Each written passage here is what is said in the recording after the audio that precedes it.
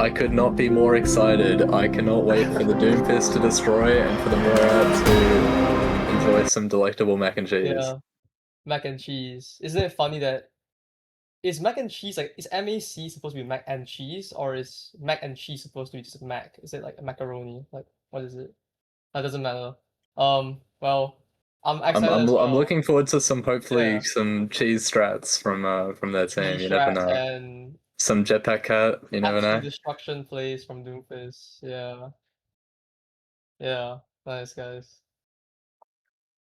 No, I'm curious with these names. Are they going to be Doomfist destroyers especially? Do we think they're going to be running the Doomfist, or do we think they're going to be playing characters to destroy Doomfist? It's presented in the I hate to spoil to all the people, but I'm afraid something might have happened to Doomfist. Oh wait, never mind. He's back. He's playing an olive on the Doomfist right now. So we got Doomfist on Doomfist Destroyer's team, and we have Kiriko Genji. Seems to have a bit of dive. And on the The other Sin team, TP out of point. yeah, the TP. As Both well teams as doing the starting same out. strat. Super sweaty. Okay, it does look like we are going to be coming out, and it's going to be a quite explosive attack coming in from Doomfist destroyers here. So we're going to have that very hard dive looking team comp compared to what Moira's mac and cheese are running here. The Doomfist team are currently pressuring insanely hard, insanely forward.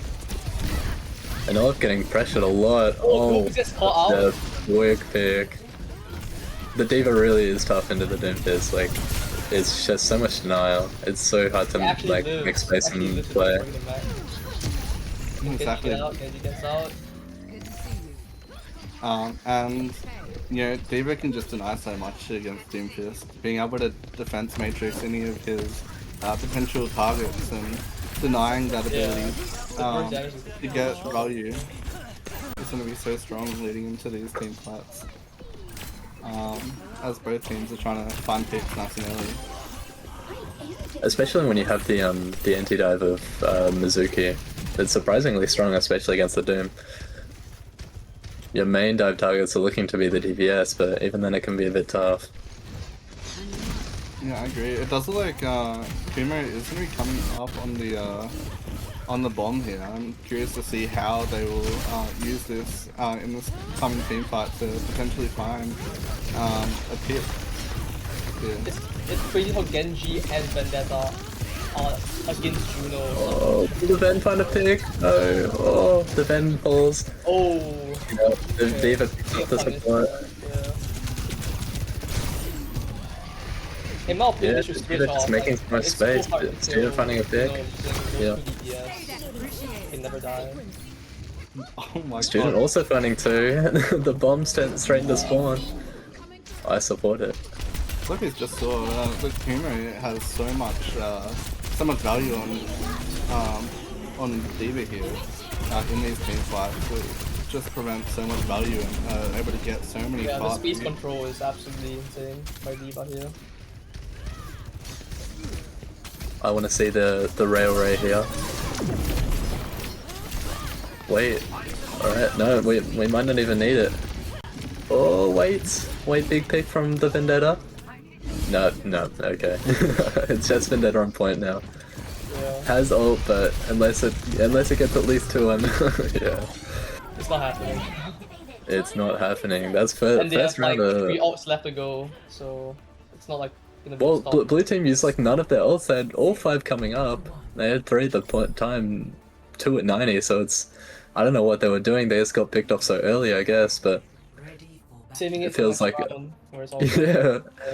They just didn't have that decisive energy to try and find a pick on Doomfist destroyers. Where Moira's I think that's really not. bad though, because again, it's like, how do you deal with that team using Genji and Vendetta? It's not happening against this setup. Having a Genji Vendetta with the Doom is like obviously you need such coordinated dive, but when it looks like they're so like spread out and the D.Va's able to find a pick so easily, I don't know if the dive's gonna work. Yep, and the 6 up. I'm not surprised to see it.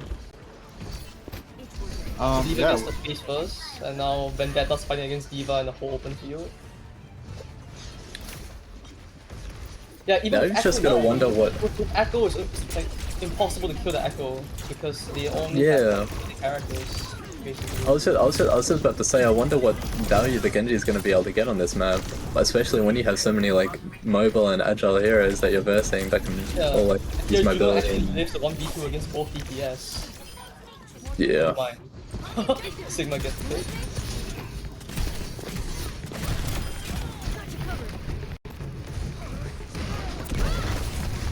yeah, that's like a quite aggressive angle coming in from Dora's Mac and Oh my god, I thought that was a suicide from the Venture. But... Oh, Kiri gets a pick. You know what? Wait, it's looking possible. Oh, and this Echo already Oh, like wait, yep, that's the flip. Echo with ult against Vendetta seems pretty strong. Yeah. Yeah, I agree. I could see it potentially a very aggressive angle being able to take form from the Echo duplication here, especially if they do the Vendetta. It's just gonna allow Mac and Cheese to be able to take an aggressive angle. This is not even close. Oh, this is gonna be such a quick flip. This is not what you want. Such an early pick. Yeah. Just Vendetta really like into the team that wasn't able to get out in time.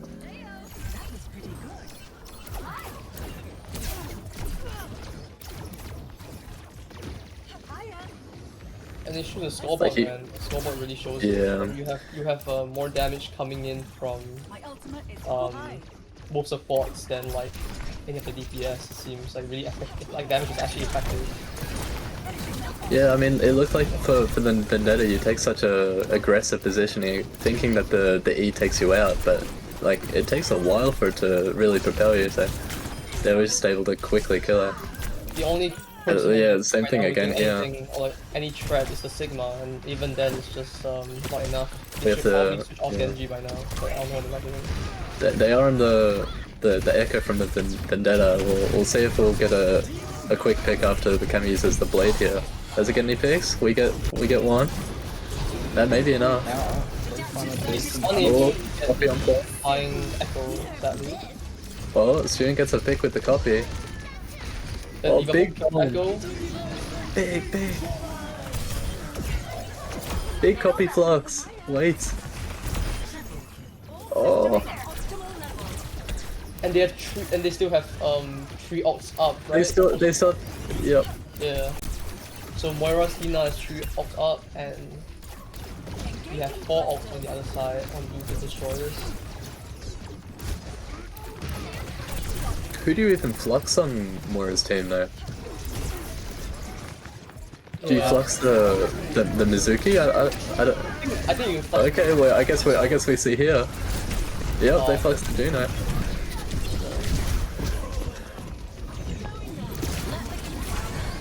I think it's over though. Not happening. I left it out. Yeah. No, it's not happening. Just pre-ult. Very decisive win there. Yeah. And that's GG's for Mac and Cheese. First game. No, that's just round 1. Yeah. Good first round. We had a little glimmer of hope start of second round, but just too many early picks. They need to like properly group up and establish a pride, especially when you're running a Sigma comp. They can't play all like so on their own. Yeah, I agree, especially being forced on the back foot, as Sigma can be quite harsh coming in from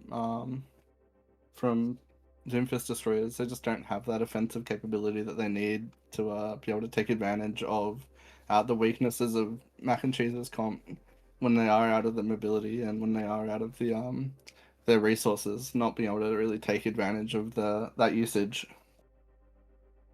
I think they just lack damage to get rid of Diva, man. If they had like any form of main DPS early on, that would get rid of the Diva, or make it so that there's so much pressure on the front line, they can then push forward. I mean, you even look at the Ilios map pick. Like, it has so much verticality, and they really played that to their strength with the Diva, the Echo, the Juno.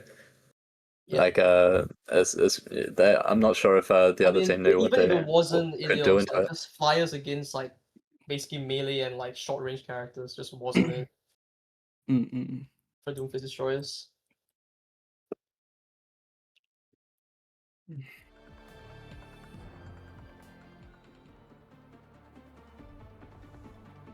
Also, while we can't hear the game, by the way. Is that just us that can't hear the game, or can stream not hear the game as well? What do you mean? The game has Maybe- sound. What do you mean? Okay. So, There's sound. I'll make a quick suggestion. Do you reckon we can go 2 casters? And then it gets a bit congested. A little bit. You guys are keen for that? We'll just swap out between matches. Yeah, I can sub out. It's fine. Oh, you muted. And then yeah, I don't mind doing the play by.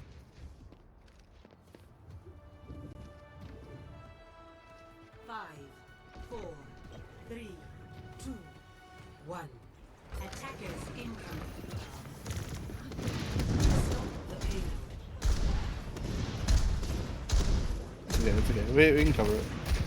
Chilling. Are there no bans for this tournament? Yeah, I'm surprised they let Diva through. There were bans.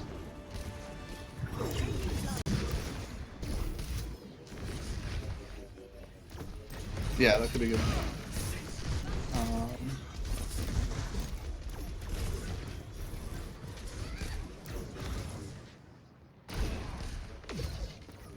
Oh my god, and it's gonna be a nice pick coming out from Student, and it's gonna be reducing so much of Doomfist Destroyer's healing coming through into this team fight. It's just gonna be lacking all of that support and sustain coming through from Ilari here. As Kumikusa manages to find a 2k, allowing Moira's Mac and Cheese to push the cart even further and take that space. It is so good for Moira's Mac because, you know, in a payload map, you ideally want to kill one by one so that the respawns are like out of sync. I think this is actually really good. You can push either way. And here, I think they get a pick. They get a pick off Echo again, so... The pick on the Echo is going to be absolutely huge coming in onto Moira's Mac and Cheese. They're just doing that last without but the Genji gets 2. The Genji just goes in 1v2. Yeah, Student is getting so much value in here into the team fight, finding lots of picks for Moira's Mac and Cheese. As they're going to be resetting Olive, managing to find Spooky. This is going to remove all of their speed coming into these team fights. And yeah, it does look like Moira's Mac and Cheese are going to be forced back.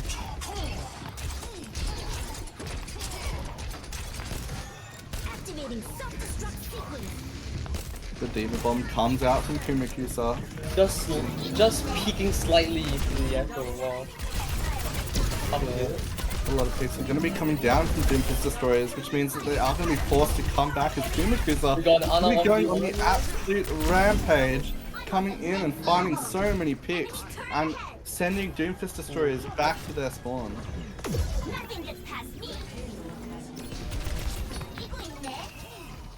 I am interested to see Moira's Mac and Cheese are going to be having so many ults coming up into this team fight, and actually Doomfist Destroyers 5 ultimates coming through. We need to contest the payload.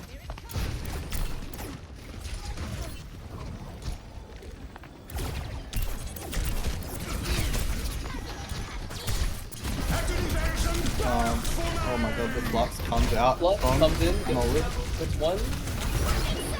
A lot of picks exchange coming out onto Moira's Mac and Cheese as they're going to be looking for an angle to really keep this fight level, but unfortunately Doomfist Destroyers are going to be rolling them, absolutely destroying them and sending Moira's Mac and Cheese back to their spawn and holding this for a little bit longer. It's a 1-for-1 ult.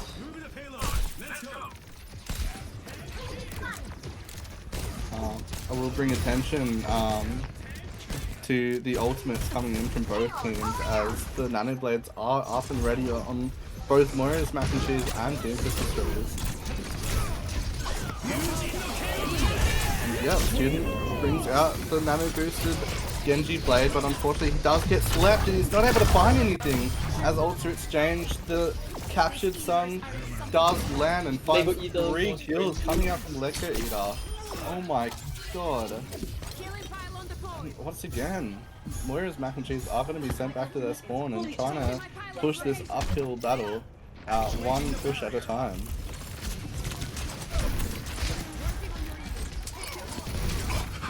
And there was 2 ults to just 1 and Alaria ult to really end the fight. Yeah, I agree, and again, coming back to like the amount of ults that are available for both teams at the moment, it's going to be drawing quite a lot of attention in these team fights.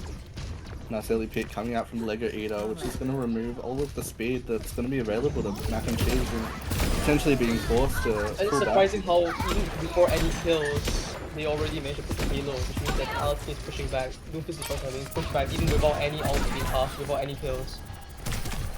And are they going to be able to touch? No, they can't. And You can't even touch. Wow. Moira's mac and cheese are going to be able to take this point for free without any signs of distress.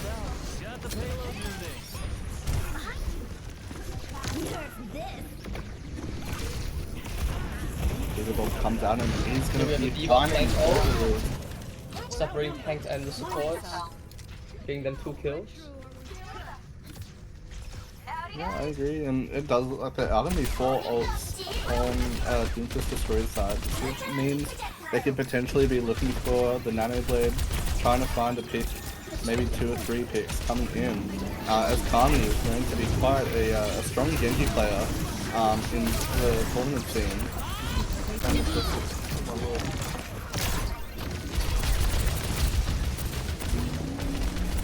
be a lot of ults coming out with Duplicate. Coming in from Play of the Game Machine. He's going to be driving What? Cheese back. There was so many ults, even though they already won the fight. Not sure if the Genji ult was required. Now they have no effective combo with Genji with the Nano Blade. So they maybe combo with Larry, you know? Could potentially be a good combo, or even just a Nano Genji without the blade. Has been known to have quite a lot of impact in team fights. His shurikens do so much damage, and with the combos that he has available to him.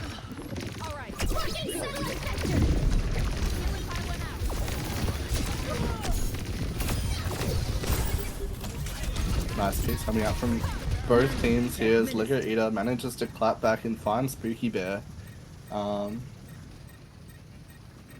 No, you're okay. You're okay, you're okay. A lot of picks coming out onto Doomfist Destroyers. They're going to be forced to be pushed back here. But can they find a retouch? It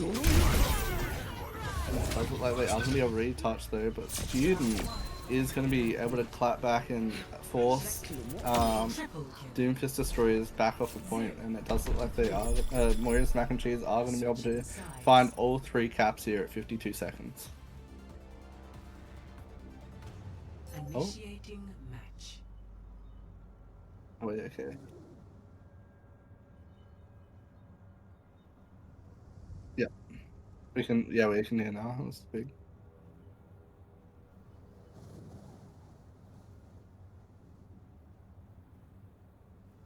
And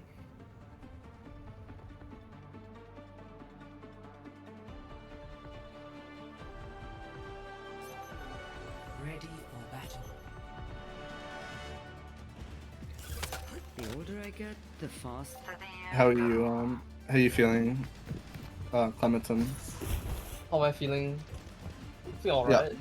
I Yeah, just good. had a Subway sandwich. Oh, what did you have in your Subway sandwich? Oh, it was a deli supreme. Had pepperoni, ham, turkey, and salami. And I even put double meat, so there was like 8 layers of meat. Oh, yum. Yeah, ate half of it, saving the other half for later. How do we feel about these last 2 team comps and what they're running now? Oh, it's an interesting junk rat pick.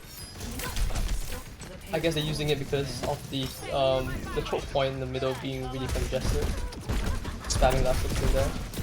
Exactly, it's going to be putting a lot of pressure on Olive's shield coming into the team fight.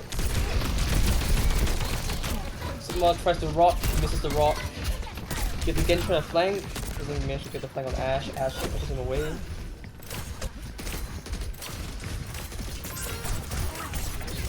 I must say, Kumo is going to be taking such aggressive angles every single time we've seen them play so far in this tournament. They've just been so aggressive on the D.Va, managing to find so many aggressive picks and getting away from it for free.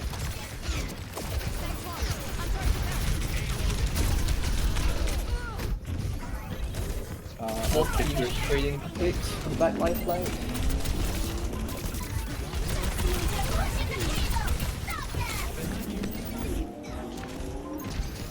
And the amount of space that has been created on the high ground as the two of them all the way to nearly half already. I agree, and that does look like Kumo is going to be getting out of the mech and going to be going down to play with the game machine. It looks like maybe Junkrat's cheesy pick would have been so great after all. Because no one's going to the hook point, everyone's going to high ground.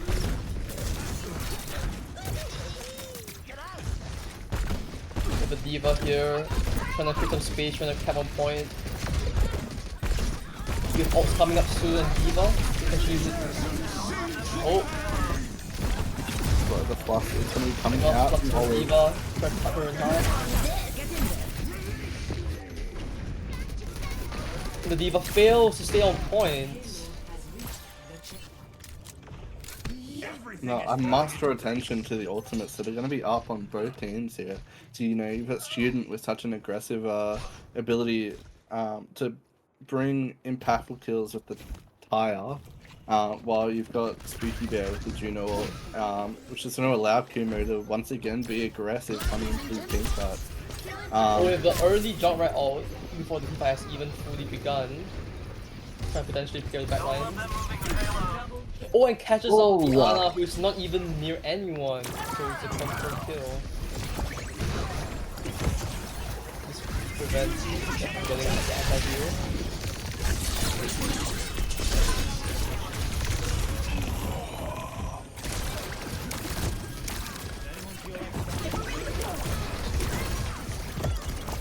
Yeah, once again, Kumo is going to be absolutely an aggressive monster coming into these team fights, just being able to find so many picks with those rocket boosters and coming in like an absolute menace.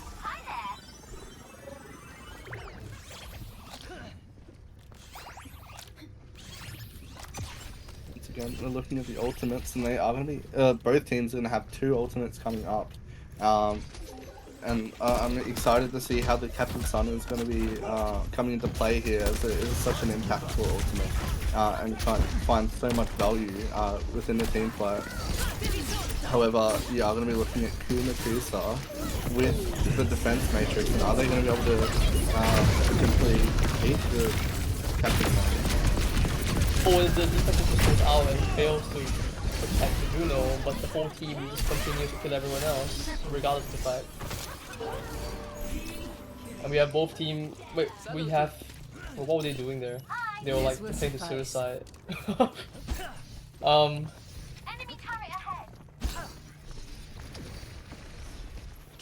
now we have basically 4 ults. Oh, the D.Va bomb comes out and gets a triple before he even performs at all.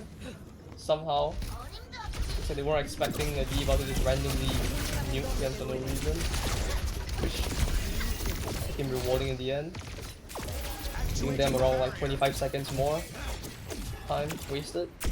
Yeah, exactly. And you know, Crowlade still holding on to the Captain Sun, which is going to give Kumakusa more chances to be able to consume the Sun, and you know, be able to block it for their team. While Olive is going to be coming up with the Sigma ult and trying to find something with the Galactic Flux. And here we have the fight going on, flank v flank with Genji and Tracer on the sides. And Tracer does win the fight.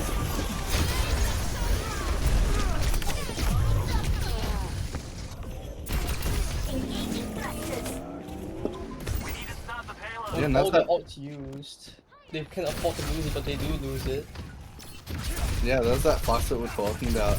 Olive managing to find 2 kills with it, which is absolutely awesome to see in this team fight. But they did use a lot of ultimates to progress the cart, but coming up with the nano boost and potentially the Genji ult. But it looks like they're gonna get the ult charged really fast because you only have 45 seconds from now to get on the point.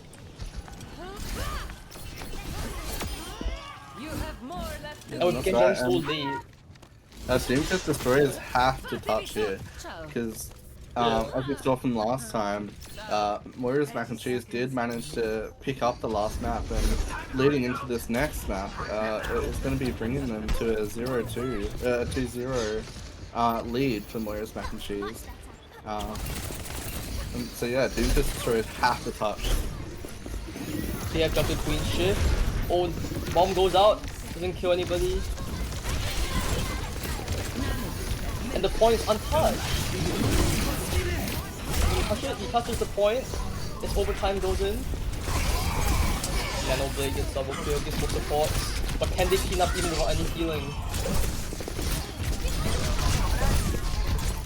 And with just 2 flankers versus a tank and the UPS, and Genji goes down. Tracer beats the other Tracer, kills the gap. He goes into mini form, uses the damage, does not get a kill from the explosion.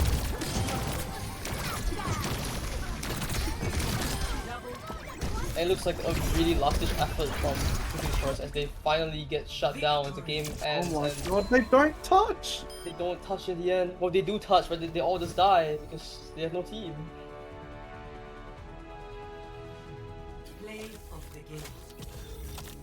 Well, I guess that wraps up game 2, and is it best out of 3? So I guess that's it. We have the winners. The Mac and Cheeses won against the Destroyers. Yeah, it does look like Moira's Mac and Cheese did manage to pick up this match. You know, coming in from Kumo is just so aggressive in these team fights, and he finds so many early picks, especially with that massive 3k bomb coming in on second point. It really put a delay onto Doomfist Destroyer's ability to go into these team fights. I agree. I agree. How do we feel about the team comps potentially? You know, having majority of the time that dive versus Pote sort of comp. You know, Doomfist Destroyers just couldn't respond in time for Moira's Mac and Cheese dive that they had brought in every single map. And there's just no counterplay from Doomfist Destroyers. Well, it just seems like other than the first match, which honestly was like a comp gap for the map, I think the second game is definitely showing that even in the neutral game, even without anyone dying, Luffy Destroyer just gives too much space to the enemy tank, and they have no choice. They have no way to get rid of D.Va. They don't have enough damage on the team. So it's a clear show of the pressure that is being placed on the front line that is just unmatched. Whether or not they have ults or not, it doesn't really matter because in the neutral game they keep winning. Yeah, I It agree. seems, And yeah, like they only could win some matches because of the Nano Blade just being objectively strong, but even then it's not enough. They need to find a way to bridge the gap between the space without spending so much time flanking, which just inevitably is very tough against a Juno, which can just fly away against Genji or something. yeah, exactly. There's just so much mobility that was brought in from Mac and Cheese's comp that it just nullified anything that Doomfist Destroyers could do with any flanks that they tried to bring in both of these maps. Yeah. It's made it impossible for them to capitalize on anything. And you know, even when Doomfist Destroyers had the advantage, they just didn't press it hard enough to be able to push Mac and Cheese off the edge. Um, and instead, Mac and Cheese were the one to eat up the Doomfist Destroyers. Yep.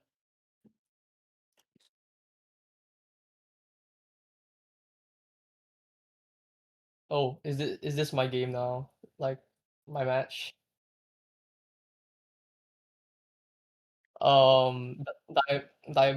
Dominant diamonds, right? Yeah, that one. Yes. All right. Thanks for having me, guys. Looks like I'm on. Alright, bye bye.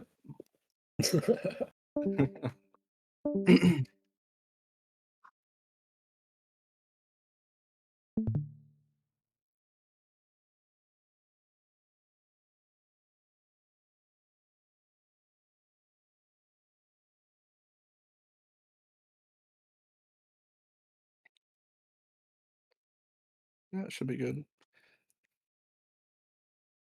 No, no, you're good. You're good. Are we still on air or? Okay, okay, cool. Just had to figure out what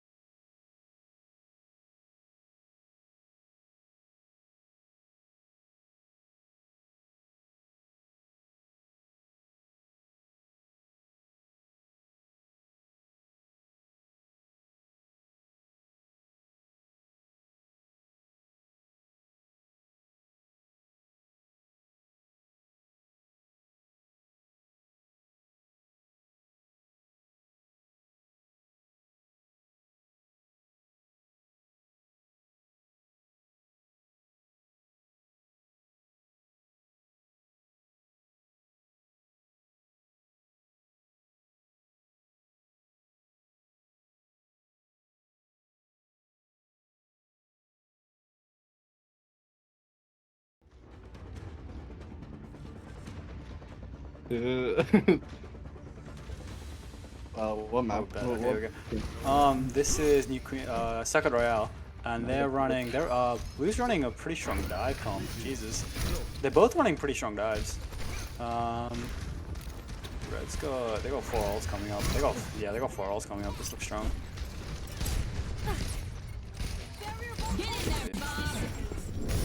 He dropped pulse bomb on that. Oh, failed dive on the brig. Oh my god, and it is going to be an absolutely huge primal coming in from not from here. Because Pikachu is going to be taking the full, One down. and losing a substantial amount of Yep. damage coming from. They still got 3 ults here. 30 seconds, probably last fight. Tashima trying to find a pick into the backline, but unfortunately cannot find that Juno. But Flashbolt managing to pick up the kill on the direct top. Oh, they pop Trans here and Dragon. Pop both. Going in. Now the Moggers are They trying to have find. no. Oh, they got Juno coming up. Juno comes down. So oh no, they get the Juno out. Doomfist hits a fat punch. Jesus. Pikachu just getting out there. And yeah, this is the last fight. But I think Winston, if Winston comes back, it's winnable. They run a Malma.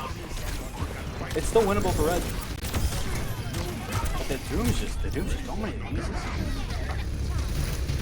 Yeah, Sci-Fi picking up so many picks coming into here. Yeah. The Magic comes out. The Doom's not dead. here though. As the Sombra's Society are taking the They have- back into their own hands. And defending and continuing this fight They managed as to. they progress. That's crazy. I'm gonna They're playing big, can't play friend. That's overtime and they go touch! Jesus! What a game! I thought they had that.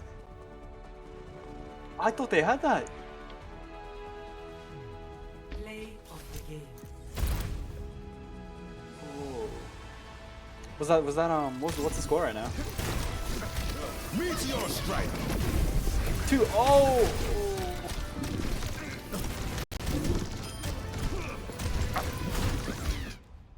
That's rough after that play from the Doomfist as well.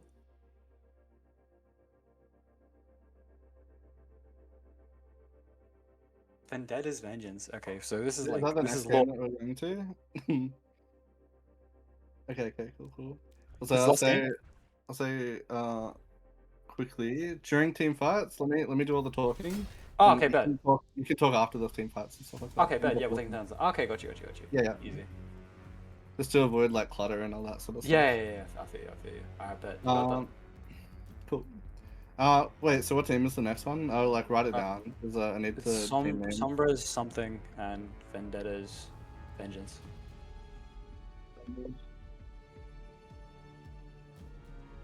Yeah. I need to write down what teams are versing each other. Versus Vendetta's Vengeances.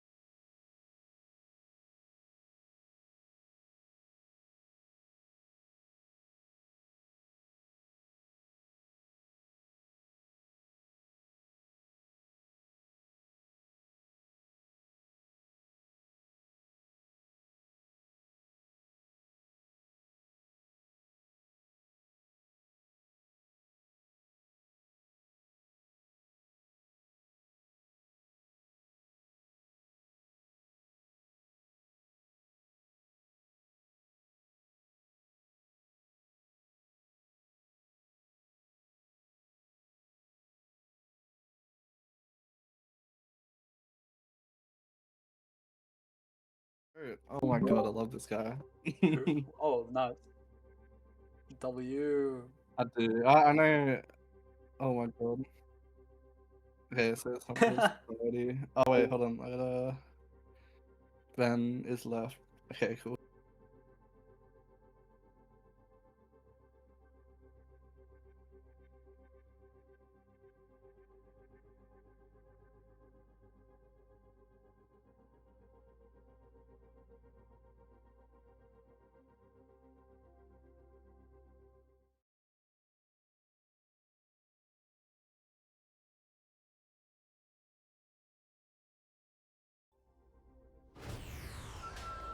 Now arriving at Yijiang Tower. Initiating match. We're live. You're live. We're live. I do want to bring attention to I Love Knives, as he is a known ball player. Oh, he's the ball player. He is a ball player. Now, do you think that Oh. he's going to be playing ball into this? Is he on this tank? game? I was told he wasn't on tank. Oh, he's not. He's not on tank. Yeah, I was told because I was told he's like the local ball player and he got thrown onto support. He is going to be on support. Yeah, he's on the Lucio, which is close enough to ball, I guess. Yeah, I'm very interested to see if he's going to go on that aggressive angle as he always does in the ball gameplay. But I think I like the team comp here. Ryan, Lucio, Vendetta. And they're running ball on the enemy team. Which is pretty... We can call him Ron if his name... Okay, yeah, but... Pretty of a slow rollout though, and they're running Sombra, Bull, Cat, okay. Nice attack coming in from Frosty here. As they are going to manage to find Ron. Coming into this team fight, which is going to be so much of that damage taken away from Sombra Society. They are going to be looking to take an advantage back here. Dino managed to find a pick. And you know, Vendetta's vengeances are going to be able to find so many picks and take this first catch. They just cleaned up though. Maybe, I think they're going to switch the... Yeah, there comes the Domino. I had a feeling. After that fight, they look like they're going to switch up. And it looks like... Oh no, Knives on the Wu Yang, yep. They're switching up completely. I think they're running a bit of a more brawly comp now to deal with the ball. And the fight bottom. Yeah, a nice land coming through from, not from here, but unfortunately isn't going to be able to find anything as they're going to be taking a substantial amount of damage. Coming through, Fury trying to take an aggressive angle onto the cat. Sombra Society is going to be trying to defend the point coming through. Nice, manages to find an awesome pick on a direct corpse, but does get taken down by Dino. The Vendetta's vengeances are on the attacking side there. They are going to have to try and find an angle here to take the point, but Sombra Society is going to be such an aggressive. Yeah, they're cleaning up. There goes ball. A nice stun coming out from your usual. However, they are going to be able to take it back. I think, yeah, someone's just going to poke a little bit. I think they're going to come up to try nullify that ball a little bit. Jerry's kind of low. If she doesn't get cash, she's going to get picked off. Oh, looks like they're splitting to start the fight. This is not.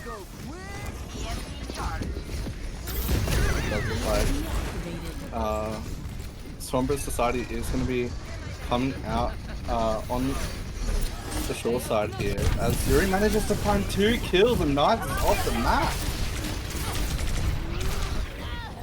Oh, that's that. I don't know how I feel about the Vendetta here. Like, I don't think she's going to be able to do much into that ball and Sombra comp. Especially with that cat as well. I think if they switch up Vendetta for something, the fight might be a little stronger.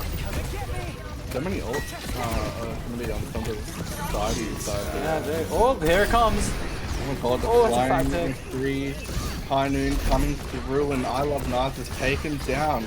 It is now his bedtime. It's a good cleanup, but they have 5 ults for next fight. I think... Yeah, 5 ults for next fight's a little scary. I think they're going to open in with Domino or Wu Yang on the Vendetta, and then maybe wrap up with Kree if they need it. But I think Vendetta and Wu Yang are going to be enough here. Oh, the minefield does come out from not from here, as they're going to be trying to defend the point at an aggressive angle so that they don't get the chance to even touch. But I Love Knives does manage to get the touch here, 99%. He is going to be forced to stay on the point as the Leon comes out. He manages to pick up the right corpse with that Domina ult coming through. Or is going to try and find a group here, but doesn't find anything, unfortunately. Overtime is still in play, coming in from Sombra Society, fighting desperately to try and get picks, fighting Vendetta's Vengeance, having to try and touch something here, get a kill, get those picks to try and clap back at 99%, and they do manage to do so. How good of you. Next fight, they don't really have any ults coming up here. I think they're just gonna poke for Creole on. They're probably just gonna play for Lucio here as well. Tracer got Possible coming up, so it could be a good pick. But besides that, I think this is just gonna be a bit more poke and play for ults. Yeah, definitely. I'd love to see the pulse bomb trying to be landed onto maybe Corpse. Maybe help prevent that stun from coming out. As Vaughn does come out and finds Dino, removing once again all of that speed here allowed from Sombra Society here.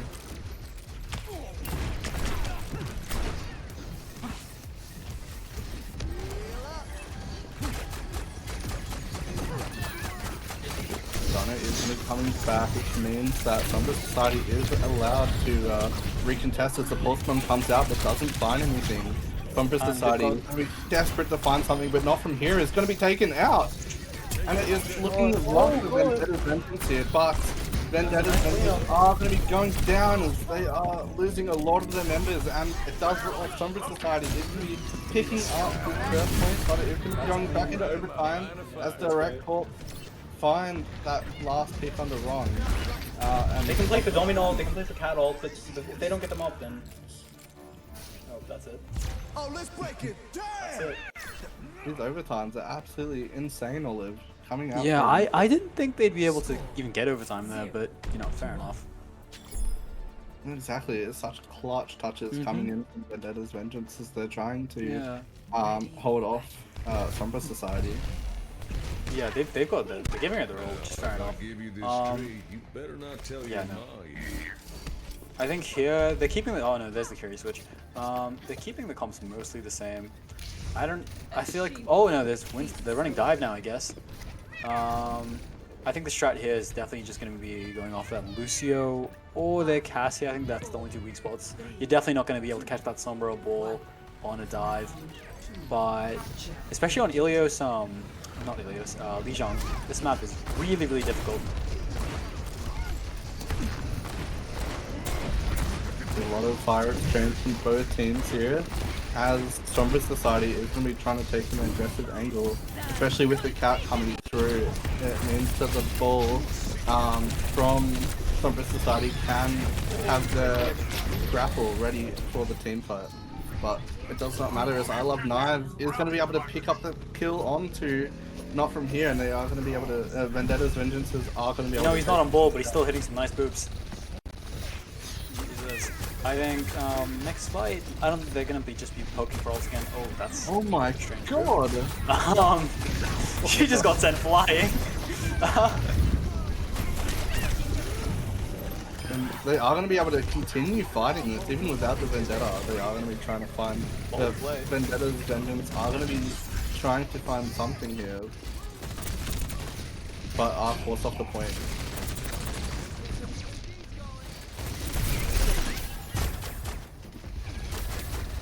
Taking this gun really common out.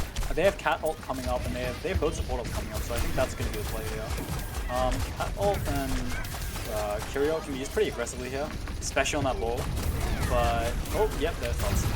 Yeah, the aggressive angle coming in from I Love Knives as he's going to be trying to find a pick for Vengeance here. Sombra Society fighting back though. That's a great pick. On the Ghost Coat, which is going to be an absolute huge pick, as you said. Removing Sombra Society's sustain that they need. They didn't even use their ults there. They still got Cat ult and they still have Sombra. They have 4 ults coming up here. But then again, there's 5 ults coming in. It might be a little rough. Your usual managing to find 2 picks though. Oh my lord.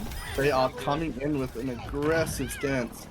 Sombra Society managed to cap the point. I don't think the next fight's gonna be pretty free. I think they have 5 ults coming up. They just go in with an EMP and then it's over. But they're going for the high noon again. I think they're gonna go for that ult play again. Work once. Yeah, direct corpse was absolutely lethal with that high noon flying in with the cat. And it does look like Zuri is going to be picking up Ron once again, dead at the start of the team fight. Oh! A nice hack coming in from Frosty. Knives is going to be taking the plummet once again as well. Beautiful as the picks are exchanged, but Silver Society is going to be reigning supreme in this team fight. They're just not giving they're not giving enough time. Like Summer Society's been doing all this stuff using a single ult. Next fight they go for, it's just gonna be useless. 80% charge, I think this one's done. Oh! Like a massive ult comes in from Frosty, which is going to allow Direct Corp to find that streak with the jetpack cat raising the stakes. It's just too many ults at one time, man. Like, I still got ball ults all the way, even if they manage to get a touch. They get the touch! Managing to find a pick with the does respond, however, there it is. Both teams are struggling and fighting it out to try and find some of those picks on either side. Could be big, could be big! Does find Dino, but Frosty is going to be absolutely popping off in this team fight. As Sombra Society does have something to say to Vengeance, and they say put that attitude down. Beautiful stick. A nice stick coming in from your usual though. Sombra Society is going to be absolutely packing it up for Vengeance. No more Vengeance is going to be coming through. There it is. That was great to watch. I think, honestly, the fact they even got that last fight off was incredible. That Winston touch was amazing, and that pick on the cast, that was great. Play of the game.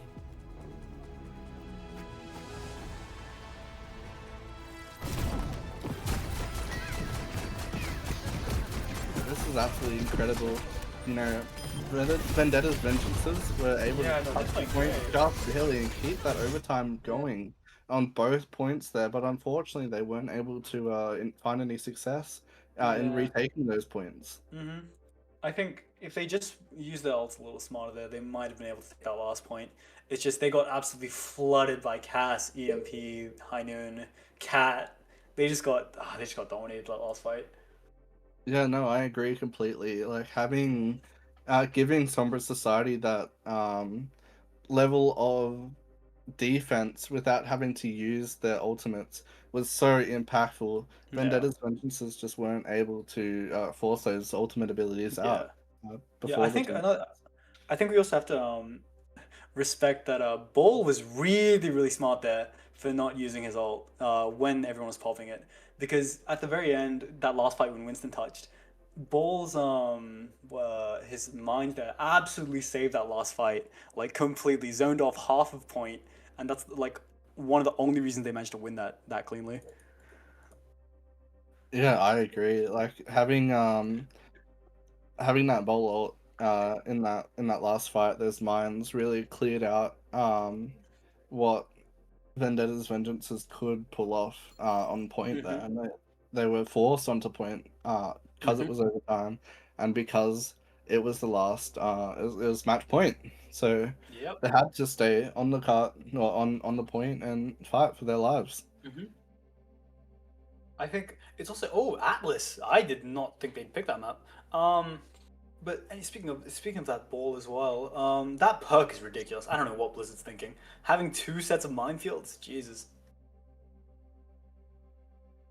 Yeah, I agree. I've been seeing that in my own rank games, and it is absolutely insane. Being able to drive away 5 seconds worth of distance and pressing your ultimate again allows you to deny so much space. Yeah, no, for sure. I think if they just cut the time down to like maybe 3 or maybe 2, it'd be not balanced, but like I think it'd be a lot better than where it is. 5 is ridiculous. I agree. How do you think that these next teams will be like what type of team comps do you think they'll be playing on Atlas? On Atlas, I'm not too sure because it really depends on the individual players here. I hate Atlas as a map. It just feels so congested. I think what's going to happen is they might run a brawl comp on this first point, and depending on how that goes, they might switch it up with the Domina onto second point, depending on who wins or loses. Yep, there comes the brawl with the Zarya. Yep, and then there's the Rhine on brawl as well. Yeah, I think I like these team comps here, but I definitely think someone's going to be swapping to Domina after first point's over. Yeah, I agree. Domino is such a strong pick on this map because it's it's so tight of a map that there's not really much way to avoid those pushes. Oh, Doomfist. Winston. Okay, I like Winston. Oh, then they pause it. Does look like we are going to be going to a pause in this team. I think the Dino might be having some internet issues. I think. But yeah, no, just looking off those team comps, who do you think's favored to win this fight? Just based off the team comps.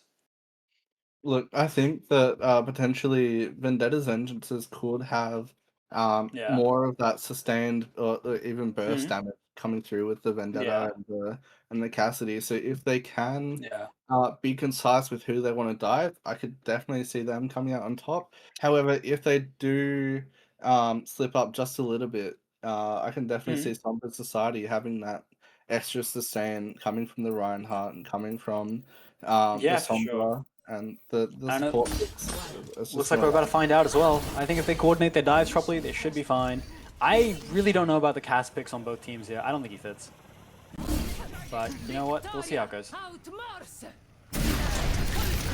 Definitely, I'm going to be fighting for this right side of point here on both teams. As great space from the Rhine. Not from here is going to be taking all of the space and not allowing this dive comp to have the space that they need to be able to find a dive and find a target that is isolated. As not here takes so much space and he's going to be taking absolutely everything away from Vendetta's Vengeances here. I think this is where we're going to see Domina switch up, or maybe even an Orisa here. That Rhine is beautiful. He's also pretty close on ult. I think by next fight he'll have ult. So it wouldn't be. Yep, there's the Rhine mirror. We're getting a Rhine mirror.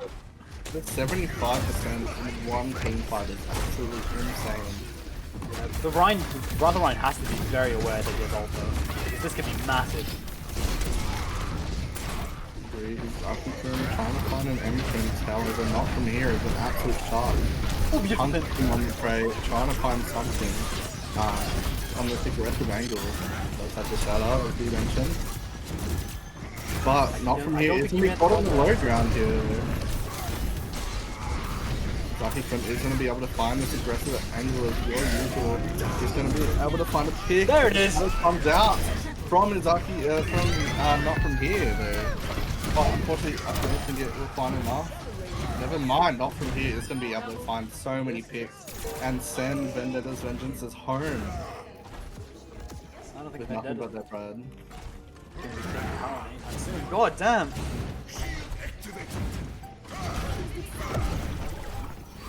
And next fight, they got 4 ults here. I'm surprised. They don't have Rhine ult again. That was a beautiful fight. Yeah,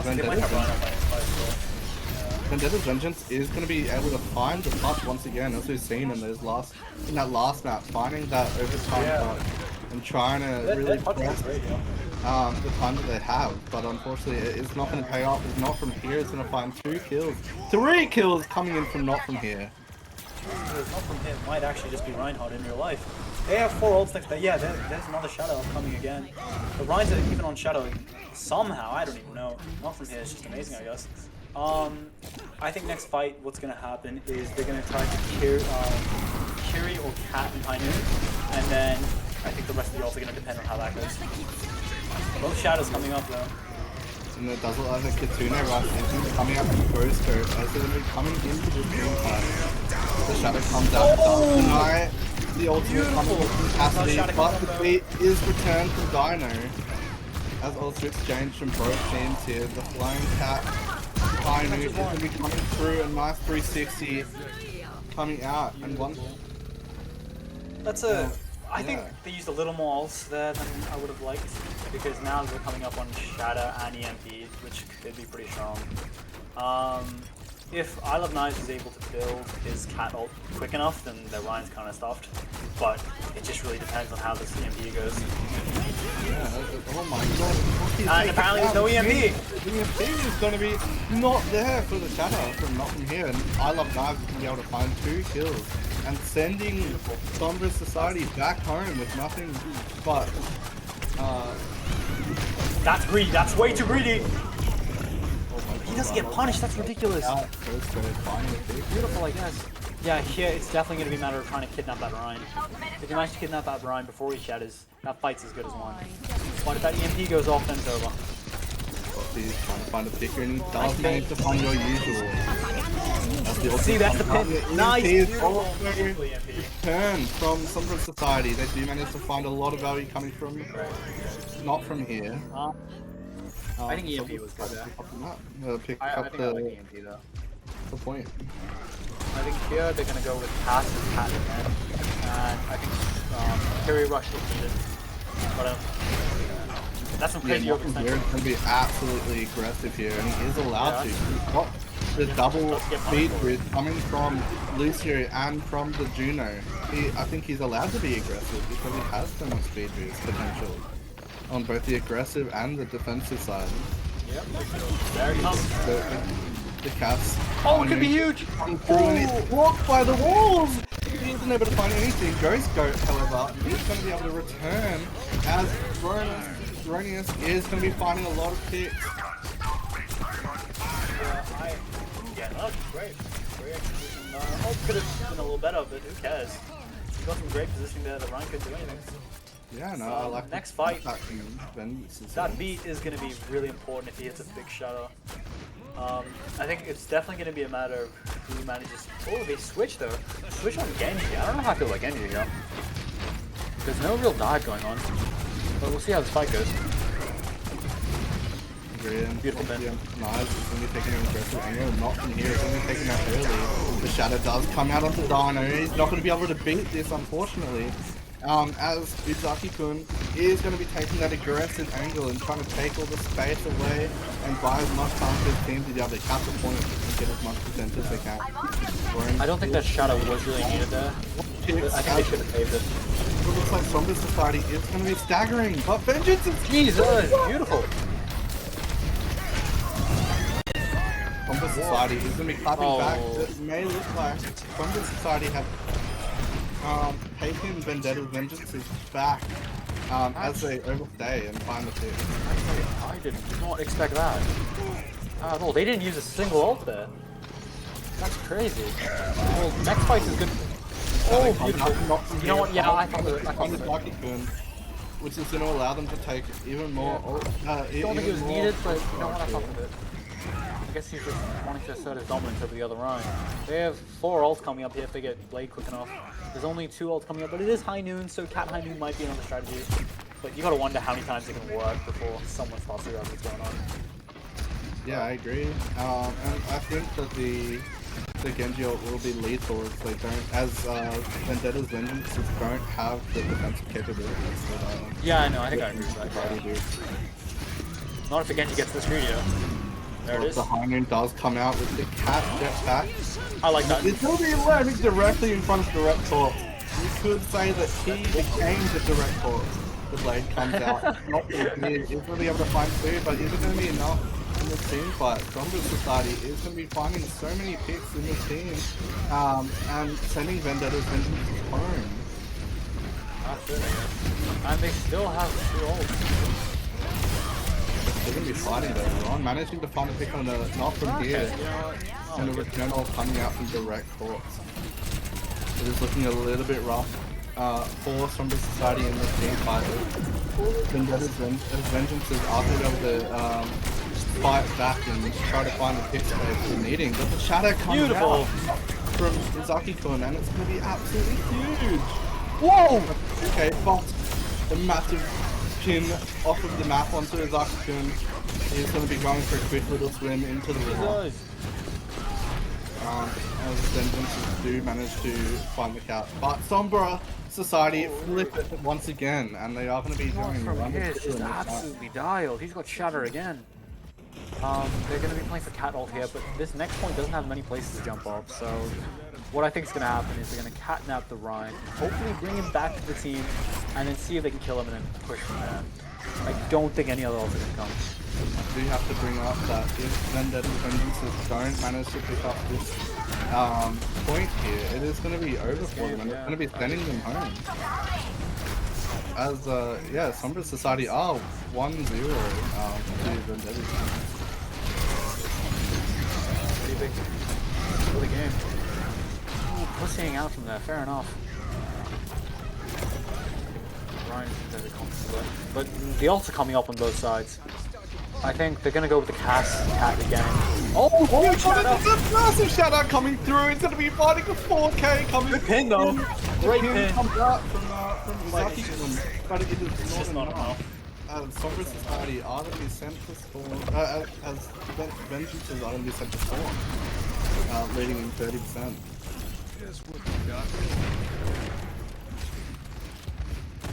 Great shadow. One ult for that whole fight. That's beautiful. Again, coming up, they're definitely going to have shadow coming up here again. And they're going to go for that catnap, and they're going to go for the Hindman. Yep, there's the catnap. Going to bring him back. Oh, beautiful hack. The hack comes through onto a lot of people here from Sombra Society, as they are going to be clapping back, finding 3 onto Vengeances, as they're going to be forced once again back to Nice spawn. shot. 75%. It's going to be an absolutely Beautiful crucial shots. time. As usual, man, This is winnable. This is very winnable. a couple of picks here, but Vengeances are going to be forcing back. I think seeing from his last game, they're definitely going to get that punch. Oh, but the hack! Oh my god, the hack comes out from Frosty and Vengeances do manage to touch here, but is it going to be enough? The shadow comes out from Zuckerman, but it does get blocked as the beat comes out from Dino, and Sombra's Society are going to be able to do a lot of damage, and I think Oh no, good touch! another touch comes through, but Yeah, that's it. be any help. That's game. What a game! Not from here was just on that. Beautiful. Play of the game. Yeah, I gotta watch this.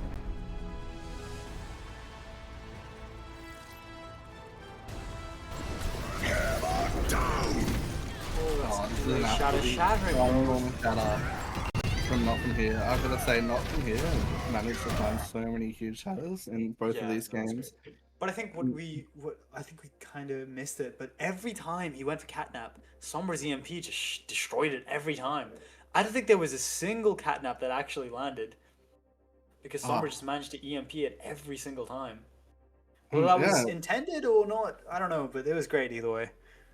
Yeah, I must say that the Sombra into the cat is such a big counter pick. Being able to shut down the ult just with a right click or just with a return EMP, shutting down anything that cat might want to do is just so impactful that it really nullifies everything that the cat wants to do.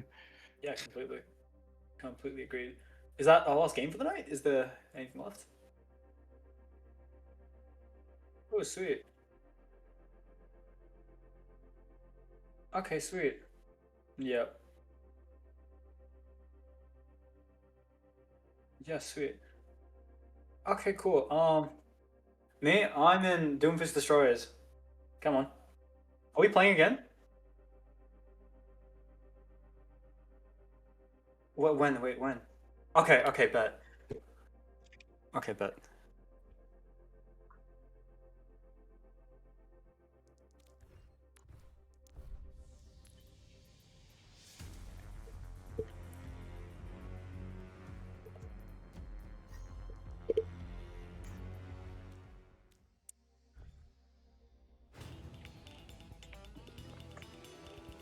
Oh, this is the one with the Demon Diva. God damn. Oh, that's game. Play of the game.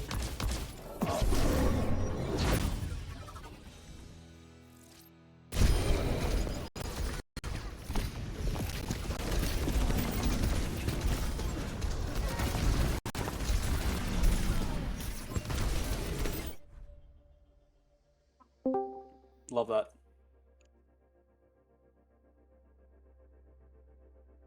I have a game now. Oh, okay, bet. They call you, bro. Okay, okay. All right, all right. I'll be going in, I guess. No, no worries. Anytime. This is.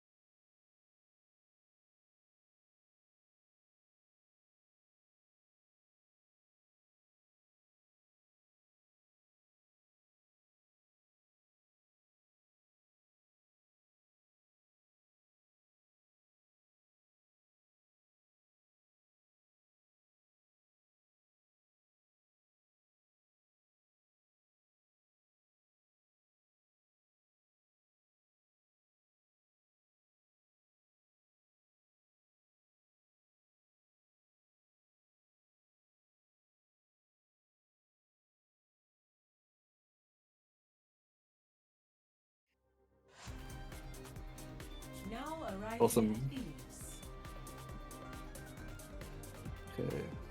Okay. Oh. And we are back on Ilios. Now, this is between the Domino Diamonds versus the Doomfist Destroyers. Interesting game we have going on here. Now, I think there is a sub between Kumo is not playing. I'm going to assume Jake is tanking, to be honest. Uh-oh. Oh. Yeah, that's like, we're gonna go into Doomfist Destroyers versus Dominant Diamonds here. Oh, Jake is not tanking. Interesting. Okay, looking at these comps, we're seeing a bit of a split difference. One is kind of leaning more towards the dive. One is leaning more towards the poke. Jake on Bastion is very interesting. And this is a bit of a grudge match. I mean, Lego Eater versus two of the mages last season at AoE. I was told that they kind of got rolled by the mages every single time. See what happens this time. Yeah, let's see if they can clap back and take that win back from them. Like, Dominant Diamonds are going to be taking this left side, trying to take control of that health pack on the left here, while Doomfist Destroyers are going to be trying to take an advantage with the dive comp that they have, trying to find a pick nice and early, but Olive is going to be taking so much damage, it's going to be taking down Adam, finding 2 kills coming into this fight, absolutely decimating the enemy team, absolutely decimating Doomfist Destroyers here. Trying to... Adam on Cass, she might have a secret Cass on her, normally known for the flex support. I mean, the Doomfist has to like survive there longer. Domino has so much sustain, it's really difficult to get on her as Doom. So yeah, and Olive can try to figure out how to... Oh! Jake gets a kill somehow. An absolutely big pick into Dominant Diamonds here, so they're going to be losing a lot of the power from Perry Loops. Perry Locks. As the team fight begins, we see Domina starting to get her ult up. This could be pretty scary, especially if you have nothing to cancel that, really. Yeah, exactly. You just have the Domina push, but if he's not against the wall, they cannot clap back. But Adam is going to be absolutely doing ministry here, picking up kills, but it does look like Domina Diamonds are going to be taking the fall and sent back to spawn as Doomfist Destroyers pick up the point here. I mean, ultimates are starting to come online for all teams. Hammy's a bit slow to get the blade, but everyone else has their ultimates up. We'll see how they can be used in this team fight. I mean, Domina's ult is going to be really good against this comp. The shield comes out from Domino. Trying to take that right side, but she does get slept and Kami picks up the kill. Once again, Dominant Diamonds are going to be sent back to spawn, losing the majority of their space taking potential here. Losing that Domino is going to be Wait, so this Doomfist is kind of crazy. They have a Nanoblade coming up. They have essentially all 10 ultimates going to be up for this fight. I don't really want to see all 10 used, but we'll have to see what each team decides to do with this.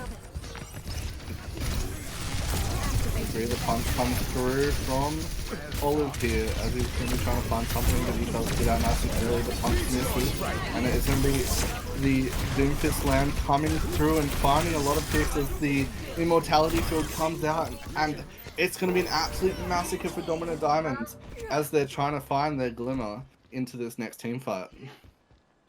Not bad at all. Again, the Domino Diamonds, they need to use some ultimates soon. They have all 5 up, and we'll see how they use. They have a Nanoblade to kind of go again. We'll have to see how the speed hits enough. But Adam is down already. Adam has been taking down Lego Eater, managing to find the pick. But Chirpy invests the ult anyways. A lot of ults being exchanged from both teams here. Cammy managing to find a good amount of picks, but Olive is going to be ultimately taking up this last segment here. This is going to be really difficult to touch. I mean, they have speed, but like, they're against the Nano Overclock, potentially a Doom ult as well. They have to somehow get away, and I guess they just can't find a way through. Chirpy speed can't do anything. You're done. I agree, it's so tough for them, and they just had to get those Dominant Diamonds just had to get those ultimates out to be able to push past. But the Doomfist from Olive is just so oppressive. I guess the Lego Eater grudge match against the 2 Mages players, he's doing quite well. I mean, I heard the Mages beat him every time, but Lego Eater's proving that he is beating the Mages right now. Chirpy and Jake can't do I anything thought my against them. time in the field was done. But I guess you can't predict I everything. gotta ask, who are the Mages players? Chirpy is the main was the main support for the mages. Jake was the tank. He's on DPS now, but he's still pretty good at DPS, so really doesn't make a difference. You do see a comp change slightly for the diamonds. They have a break backline with a Mizuki as well.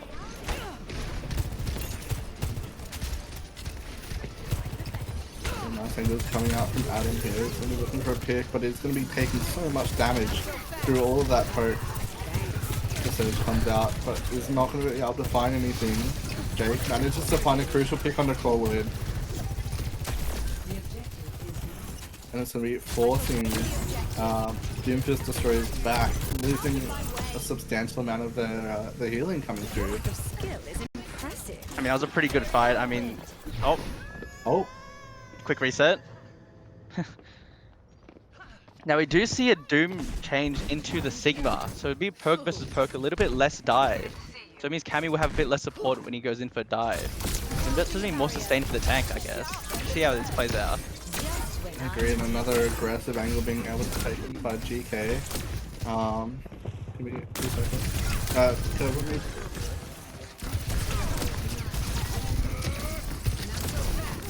Seeing a lot of cooldowns used. The tanks are kind of 1v1ing, but Sig looks to be losing as a Domino. The Domino has too much sustain. And just like that, Sig goes down. Just see a pretty simple cleanup now.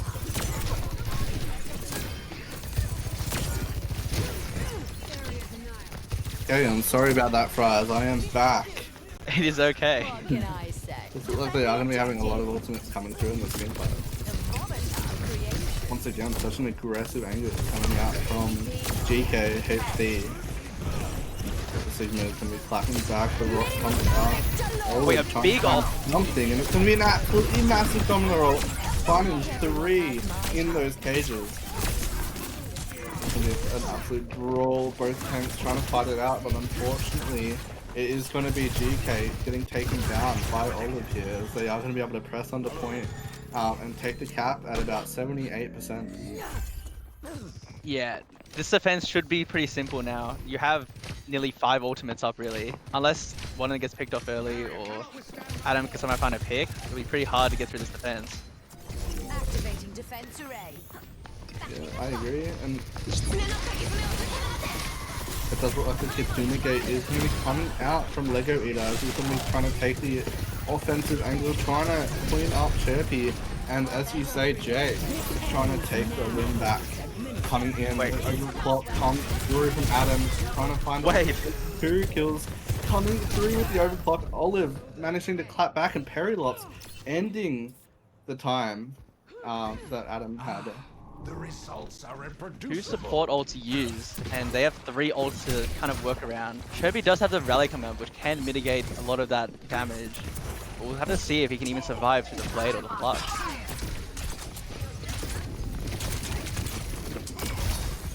Damage coming out. Does look like GK is going to be trying to find an offensive angle. Maybe being able to pick up Crawler if they're fast enough, but enough sustain does come out. The flux comes through on Olive, and the overclock coming out from Perry Locks here. Doesn't manage to find anything just yet. A lot of damage coming out from Solomon Diamonds, but is it going to be enough to find the point here? They have to find the point here, otherwise Doomfist Destroyers are going to be able to win the match. An absolutely crucial pick coming in through Kami, finding 2 kills, and it does not look good, as Doomfist Destroyers are looking really good for this. It's like Domino's Diamonds may be running out of time. I mean, it's 90%. They have a speed now, but they have to really get on point. They have to touch here. They have to touch, otherwise it is game over for them. Do they manage to touch, or are they going... The triple blink in, he gets the touch, and he gets killed for it! Oh my god, they do manage to find the touch, so the overtime is going to be crucial if they can get on the point, but they don't, and it's going to be game over for Domino Diamonds, and Doomfist Destroyers are going to take the match for themselves. That was great play from them. They used the ults really well. They even won in the neutral. They switched up the comp when they needed to, but this Doomfist right here, I mean, this was something else to see. Just dominating them. Was an absolute menace on the Doomfist, taking so much pressure off of the rest of his team and providing so much pressure two Domino Diamonds, forcing them to make decisions that they might not want to make. And allowing, as you say, Lego Eater to clap back at Chirpy and Jake and for taking the AOL season from them. Yeah, I mean, that was a bit of a grudge match, but it looks like he may be flipping the script. I mean, Chirpy and Jake normally beating Lego Eater's team, but not this time.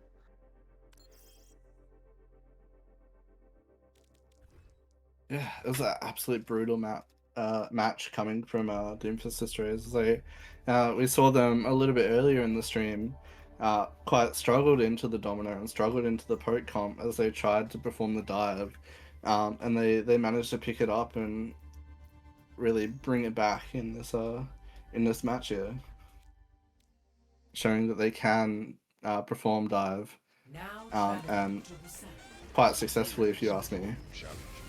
Oh, we're gonna pause in this game. This is Vendetta's Vengeance against the Mogas, right?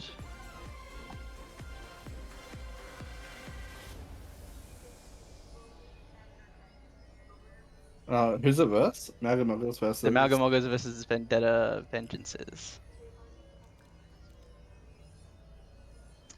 I mean, this match is really important, actually. Basically, the winner of this will be moved. Oh wait, no, it's not. Summer's side already won. It's kind of just a fun game for them, I guess. I guess bragging rights. Who came last in this group?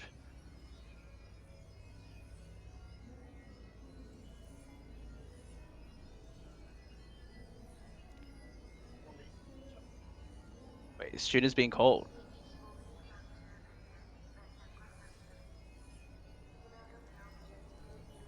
Has seen Vengeances being quite aggressive in these games.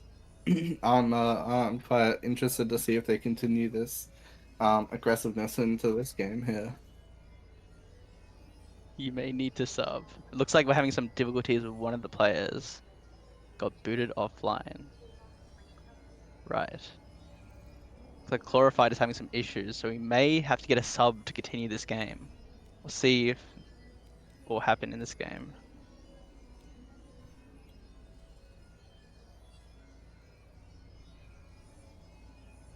So I haven't seen Malga's Moggers, but I did see Vendetta's Vengeances against which team was it? Sombra Society. That was a pretty good game. And it looks like Vendetta's Vengeances kind of lean into Vendetta with Mayron, and a bit of a Cass and a Cat kind of comp. Well, I could tell. Alright, good luck, guys. Oh. So Student will be subbing in for Chlorified is what it seems. See if he can boost his team, I guess. At the moment, it is 1-0 to one of the teams. I can't really tell. To Ven's Vengeance. It is 1-0. Vengeances. It is not looking good for Malga's. Malga Moggers. Malga's Moggers. It's not looking good for them at 99. It's looking good for them at 99%. They just need to cap one more time and they get the point. Ron wants to order a kebab. Let's see if Weil will approve of his order. Oh. It does look like we have a student in the game now. Good call for an unpause.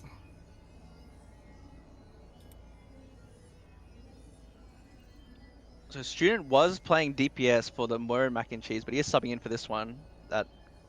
For this game at least. Student or the kebab. What does that even mean?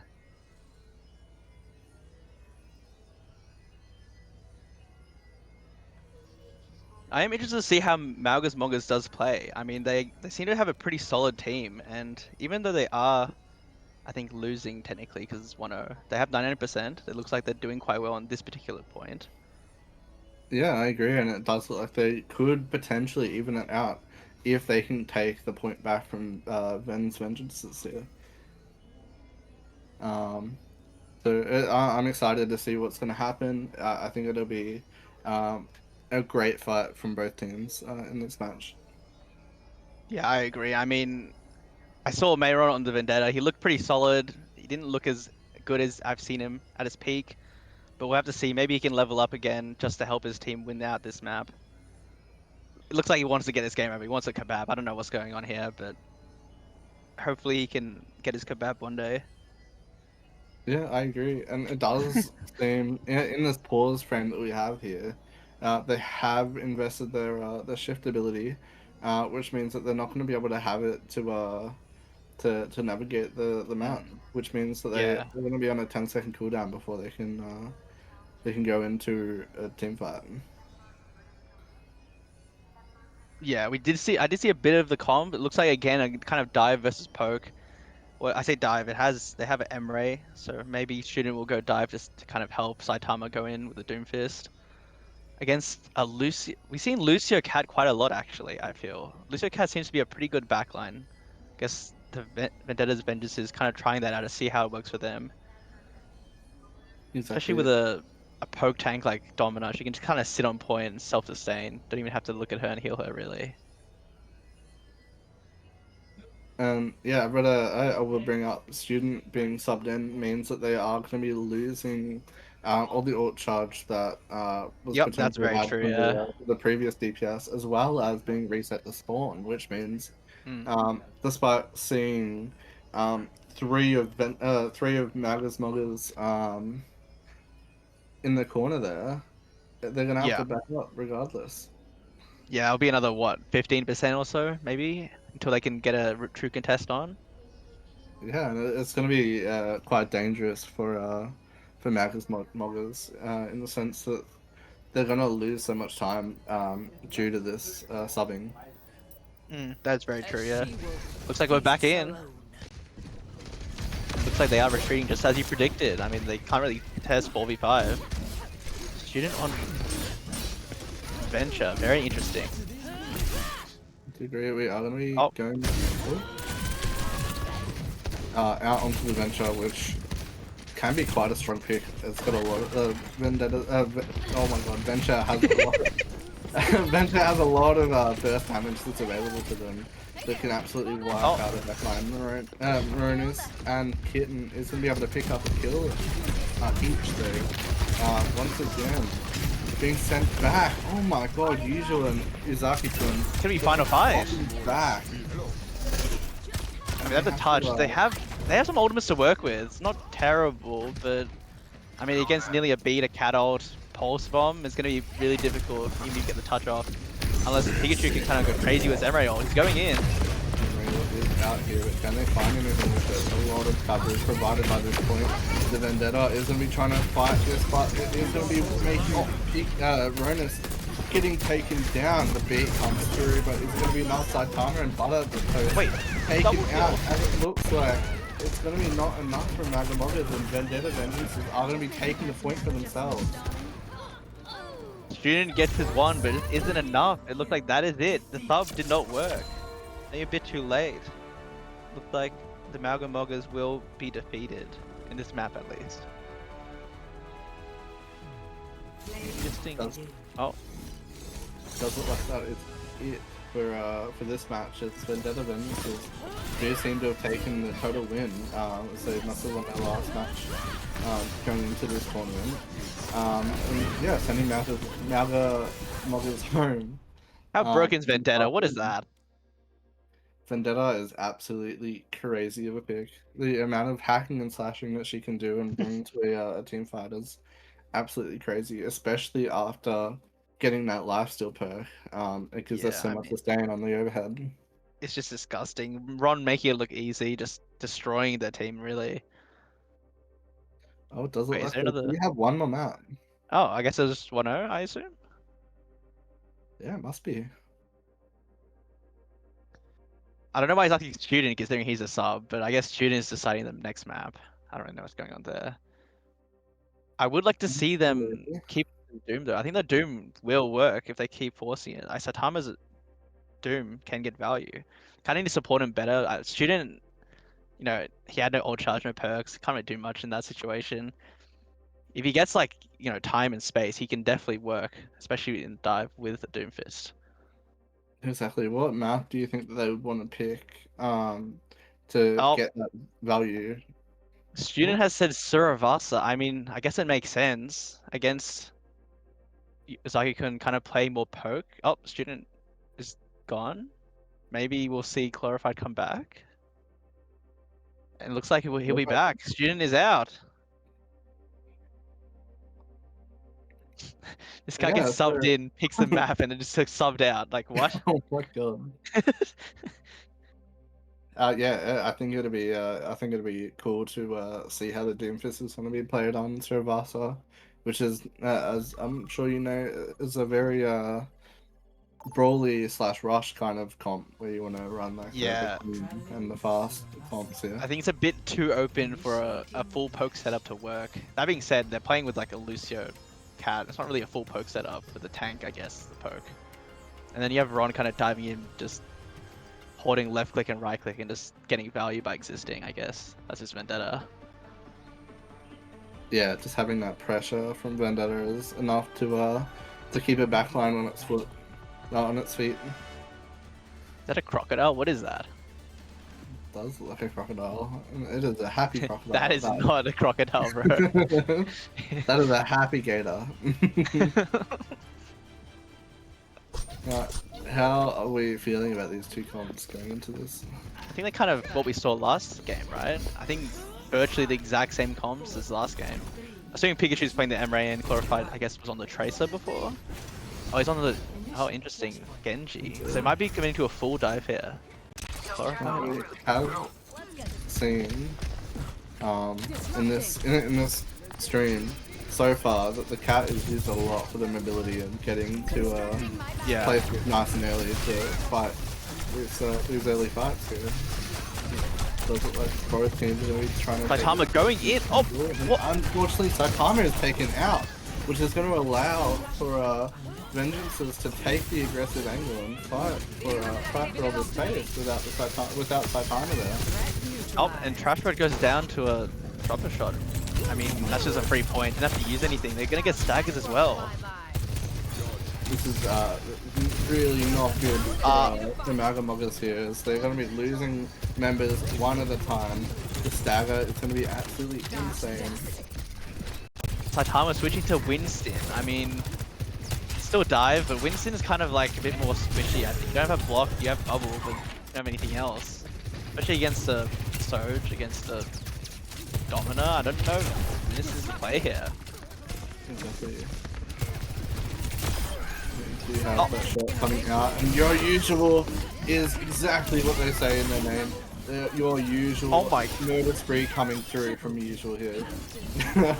Usual showing up, I mean... 3K. This guy's known for flex support, but now he's really showing how good he is on the DPS. I mean, just destroying them, just like that. I mean, they have ults to work with. Overclock straight up, like, overclock cat ult, like, they have nothing to answer this. You need a touch though. Okay, the tank is on the point, interesting.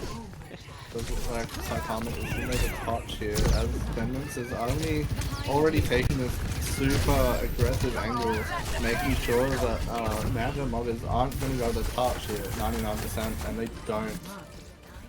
I mean, they commit cattle to that, but that's not really that big of a... Okay, why is Saitama saying GG? What? Anyway, I mean, they have Nano Overclock, they have Blade coming up, they want to use it, they have Terry Rush. They have a lot of options here to contest this point, especially if they catch out Dominic again, maybe. A lot of damage coming out from Glorified and lots of poke. That bubble is coming out nice and early, which means they're out for the team fight. But it doesn't matter, as Butter Toast is taking down Izaki-kun, removing the tank entirely. Glorified clapping back at the Ghost there, but it's going to be nice to fight. Can they commit the Nano play? Wait, what just happened? How are they dead? Wait, what? Who's winning? Okay, sure. They commit Nano Blade. I guess they get point, but they don't. The other team doesn't use anything. They have Bleed, they can beat push, they have Domina ult, they have a lot of options here. Looks like Sahama's gonna go down here. I mean, misses the jump, he might be dead here. The Vendetta ult is going to be coming out, but doesn't find anything. Izaki-kun managing to find a pick there and sending Magamoggers back home. These are going to be returning to base, and nice and late pick coming out from your usual as the beat comes out for whatever reason. That's an interesting beat from Ghost Guard. Not a Lucio player, but I mean, sure, maybe it's to send a message, I guess. An absolute disrespectful beat coming out from Ghost Guard, saying we do not need it. They have an OC and they have dominant ult against Primal, a Rush, and their own OC. We'll have to see which OC gets more value here. But Hammer with the Primal can really go aggressive here if he really wants to, but at the moment not jumping in. The Rush does come out. Yeah, the Katrina Rush does come out, and the Overclock is also matching out from your usual, trying to find a pick. And the Dominant ult as well, returning, finding two, but doesn't find any picks here, but it does look like a hack and slash from the Vendetta on Ron is going to be sending Mauga Moggers to their graves. Saitama's on the Reinhardt. I mean, if he can close the gap, it can work, but I mean, they have speed on their side. I don't know if he can really get there. Oh, wait, Trashbird is on the Lucio, so maybe I said they're doing the touch. Pikachu finding the touch just in time. Oh, and the jetpack cat is going to be coming out this week when that time. Not able to find anything. The Overclock coming out from Chlorophyte, but it's not going to be enough as Ronius takes them down, and it's going to be second point going to Remnances here. I mean, that was a bit of a rough point. They used a lot of ults as well. They didn't get really that much value. They do have Nano coming up, and they're switching their DPS, both of them. So they have a double hit scan kind of vibe now, alongside the Reinhardt. Could catch out the cat, or maybe the Vendetta. We'll have to see how they play this. Oh my god, a lot of damage what? Coming out of these players, they're coming through the M-Ray, getting those triple dinks. Now, I must say, Mauga Moggers have to find this point, otherwise it is going to be game over for them. Yeah, I mean, this is really crucial at this point. And Saitama cannot go down here. Saitama does, though! Ronius finding an absolutely insane pick, which is going to be forcing Mauga Moggers back once again. Ronius hacking and slashing his way through the bushes. Okay, yo. And you can say that Ronius is mogging the Maugas at the moment. They beat and they Vendetta, or just to send a message, I guess. Trashbro is reporting them as we speak. I mean, I guess there's a bit of grudge between them. I mean, they have to win this point, or it'll be pointless to say that. Damn! Buttertoe is finding a pick of the Izaki kill. This is really allowing Mauga Moggers to open up this point for themselves here and push on. But okay, where is Saitama? What? Wait, my Reinhardt? Nice is going to be bringing back Saitama. Oh, whoa! Wait. A lot of stuff is going on, and does look like Kami pauses in order here. Oh, Butter Toast is that's a Nano gone. That is disastrous, actually. Oh, that is devastating for Mauga Moggers here. They're already down a map. They're already down 50%. They have just capped, and now they don't have the Nano boost. I mean, they have ults coming up, but Nano's really what you want there. I mean, the Shadow can get value, and the Emerald. I mean, the cast will be kind of difficult, especially like you don't have a cat to help you out. But the Nano boost, that is just disastrous, really. They would have really loved to use it on Saitama or Pikachu, any of them, really. Yeah, Nano Boost is such a versatile ultimate that it can really go into anybody and find so much value, especially with the damage reduction and the healing that it grants. And now without that, and especially as we saw last game, coming in with a sub, or even if they do come back, even if Buttertoast does come back, they're going to have to come all the way back from spawn. Yeah, I mean, they already lost. Saitama's already down as well, so it's only 3 people up. I mean, they did lose Ghost Go your usual a bit later, but they do have speed, and I mean, they can easily contest really quickly, especially with a cat to carry Izaki-kun in or something like that. I don't know. Exactly. This fight might be over. Yeah, well, as we just saw, Knives is already taking Izaki-kun back to the point as we speak. They are already on their way to try and contest this from spawn. Wait, his student subbing back in? I think that must be. He just sub back in, lose the map, and then just leave again. Like,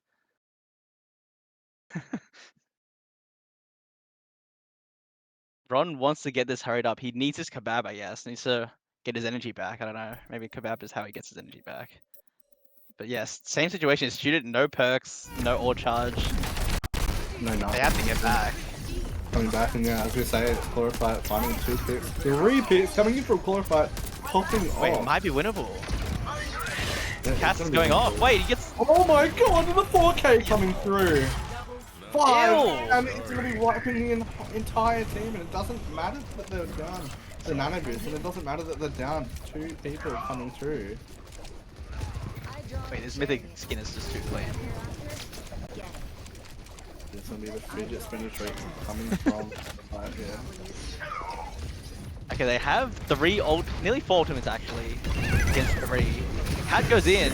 The catnap Oh. comes out, and it's gonna Oh. be dragging What? Saitama off the map, but he refuses to let it happen as he's Wait. gonna and reset the Wait. stats. He just left. Wait, what? DC or what happened?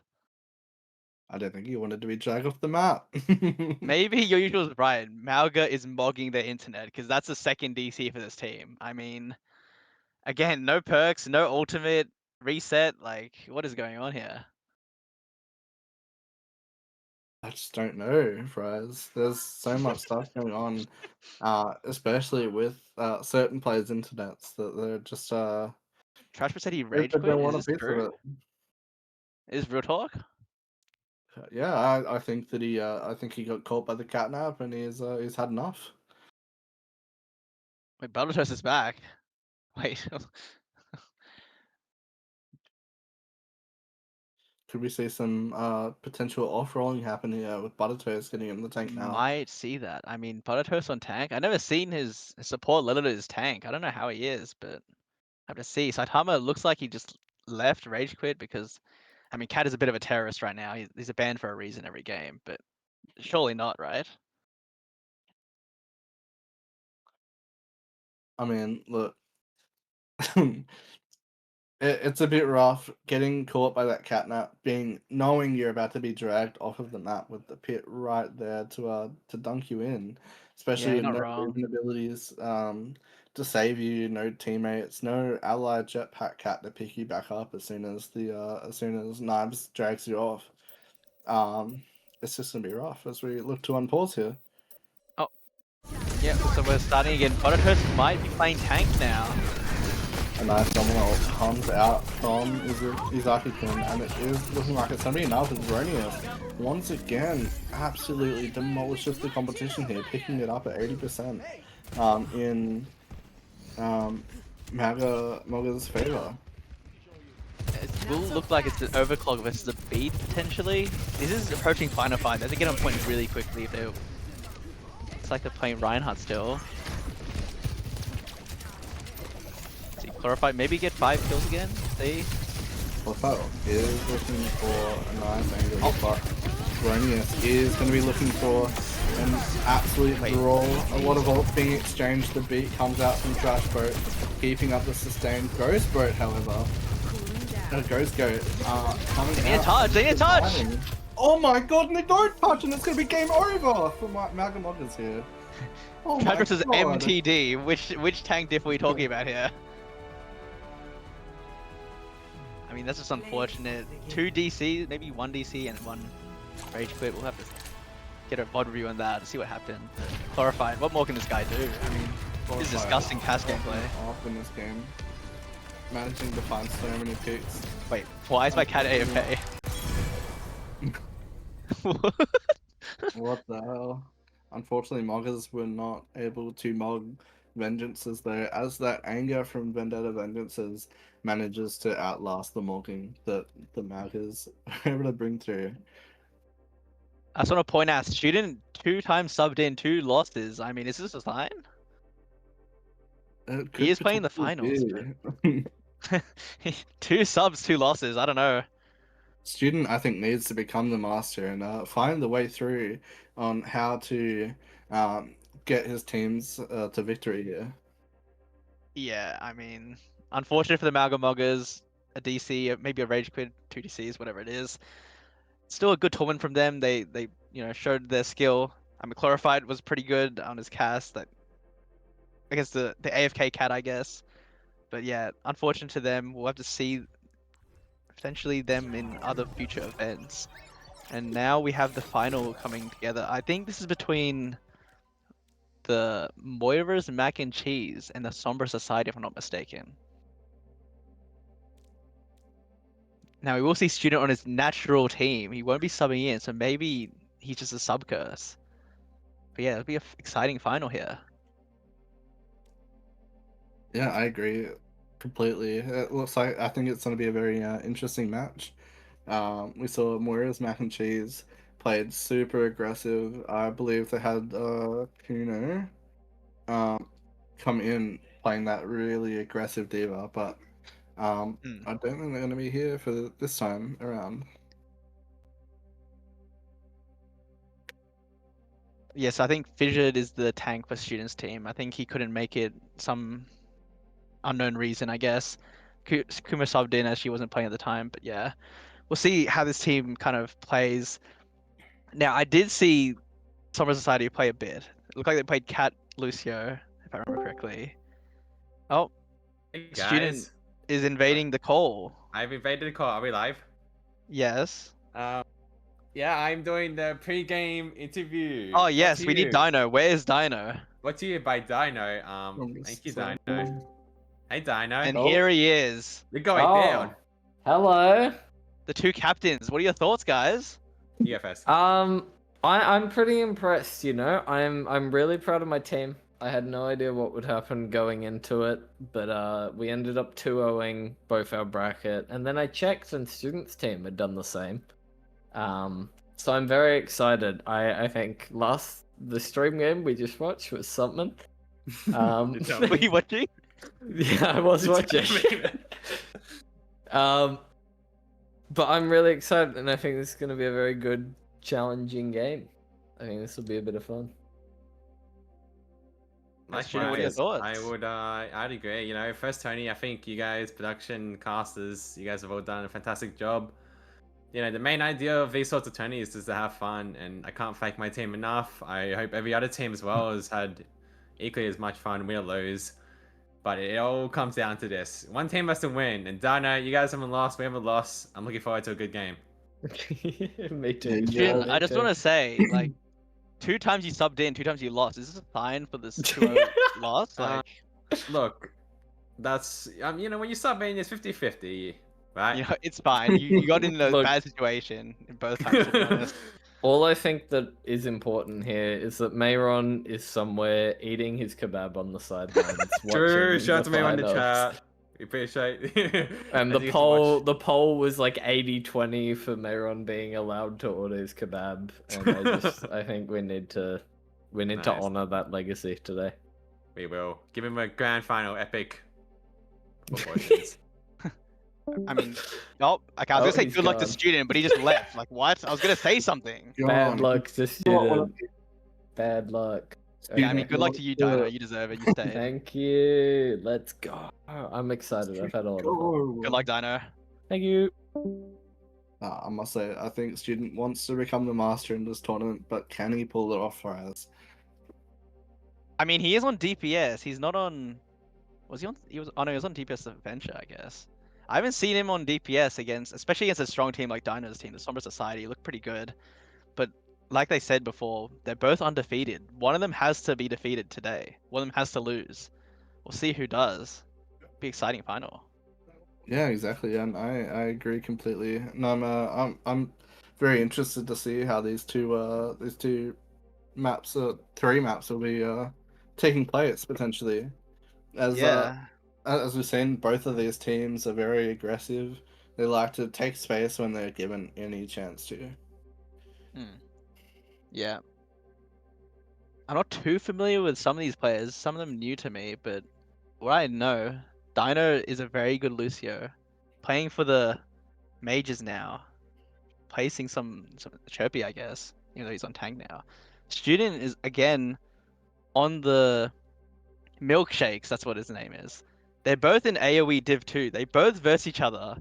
And Dino's team did win that one, 3-2. A bit of a close game, that one.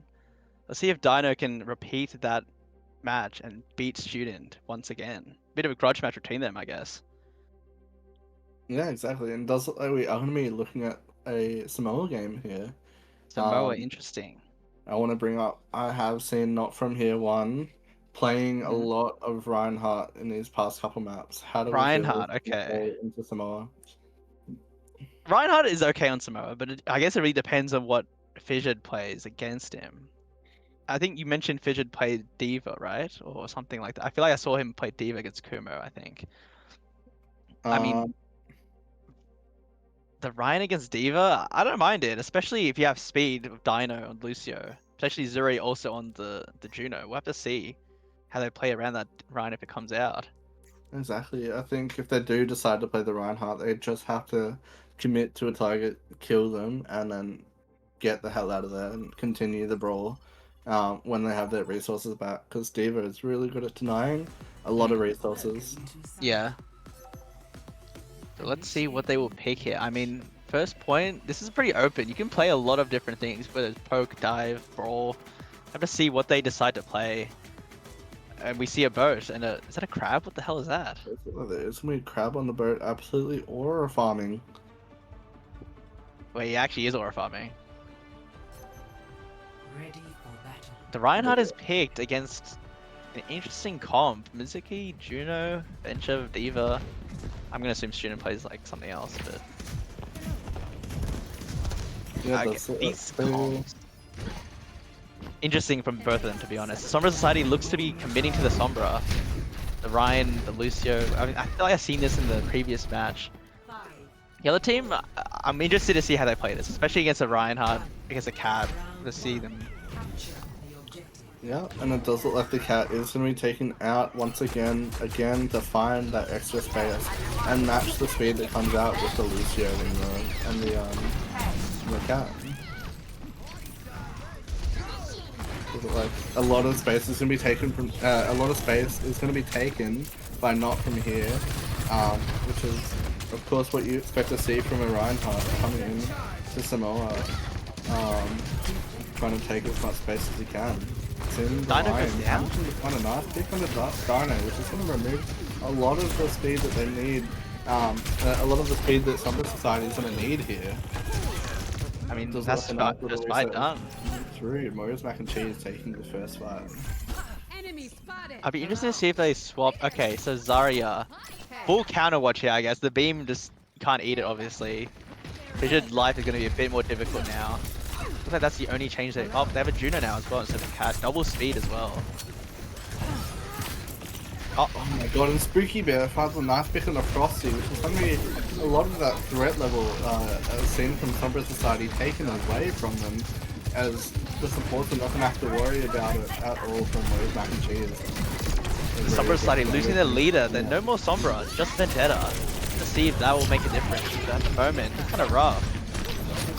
Very aggressive angle coming out from not from here. He's going to be caught on half HP, but he does manage to sustain through it as Frosty is on the Vendetta now.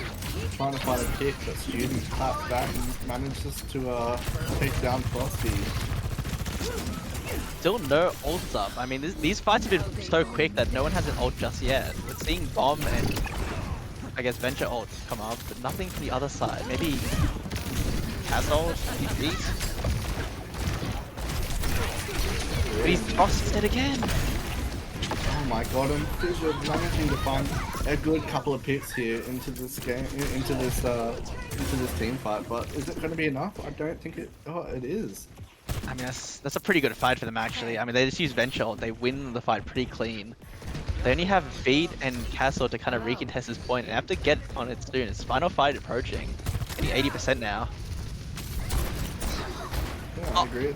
Oh my god, Fission is an absolute menace on the Diva. Frosty's dead again. I mean, Frosty is just gone. I'm just not going to be able to find the angle. Student coming up from behind, and it's going to be an absolute massacre. Student completely taking advantage of those angles. I mean, I think that, do they get touch? I don't even know if they get to touch in time. They don't. That's really rough. I mean, no beast, no. I mean, they only used one ult actually. 4 ultimate did not get online or used, and 0 kills. I mean, Cooling down. that's unfortunate. Student 12-0. Maybe Student is just better as a main player, not a sub. Tolshiro-san mentioned you had a daughter blessed by the fox spirit. Could she be? Hello. Good to see you. Seeing some comp changes. The Winston with the Kiri now. Looks like they want to be a bit more like active and in their face. Very quick dive. Against their comp, it could work. We'll have to see how Not From Here really plays this. Wait, what a clean skin. I do want to draw attention to Timer's Mizuki. I believe it was so impactful going into this team fight, being able to shut down so much play on Sombra Society. Yeah. Let's see how they approach this one. Against a Mizuki, you can't really dive just... You have to be really smart about your dive against Mizuki. His tether can really punish you, especially for a bad dive. Yeah, exactly.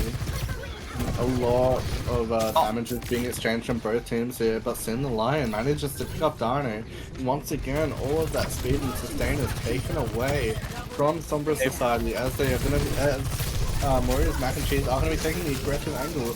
Student trying to find a pick, but he might become the pick himself if he's not careful. He's going to be backing up just in time, allowing Sombra Society to Warriors Mac and Cheese to take an aggressive angle. Oh, Spooky Bake has a pick onto the Cass? I mean, their comp is so mobile, they have to kind of focus and collapse on one person, but who do you collapse on? The Soj or maybe the Mizuki, but everyone else has mobility or some sort of sustain. Exactly, I think definitely Sojin could be quite a good pick to dive on from Sombra Society here. Let's look at Devastating Beam coming out from Frosty. Sombra Society putting out so much damage and forcing Mac and Cheese to come back as both teams are trading out kills here for both DPS. Nice angle being taken out by Direct Corpse, and the bomb comes out from Fissure but doesn't find anything. Student on the angle finding Yuri. So much sustain coming out because there's not going to be any hero carry to happen here. I mean, this is looking rough. I mean, they use bomb, but they have all their ults coming up. It'll be a bit of a scrap fight, 4v4 ults. Duke comes in. Yeah, exactly. Oh my god, a lot of ults are being exchanged here.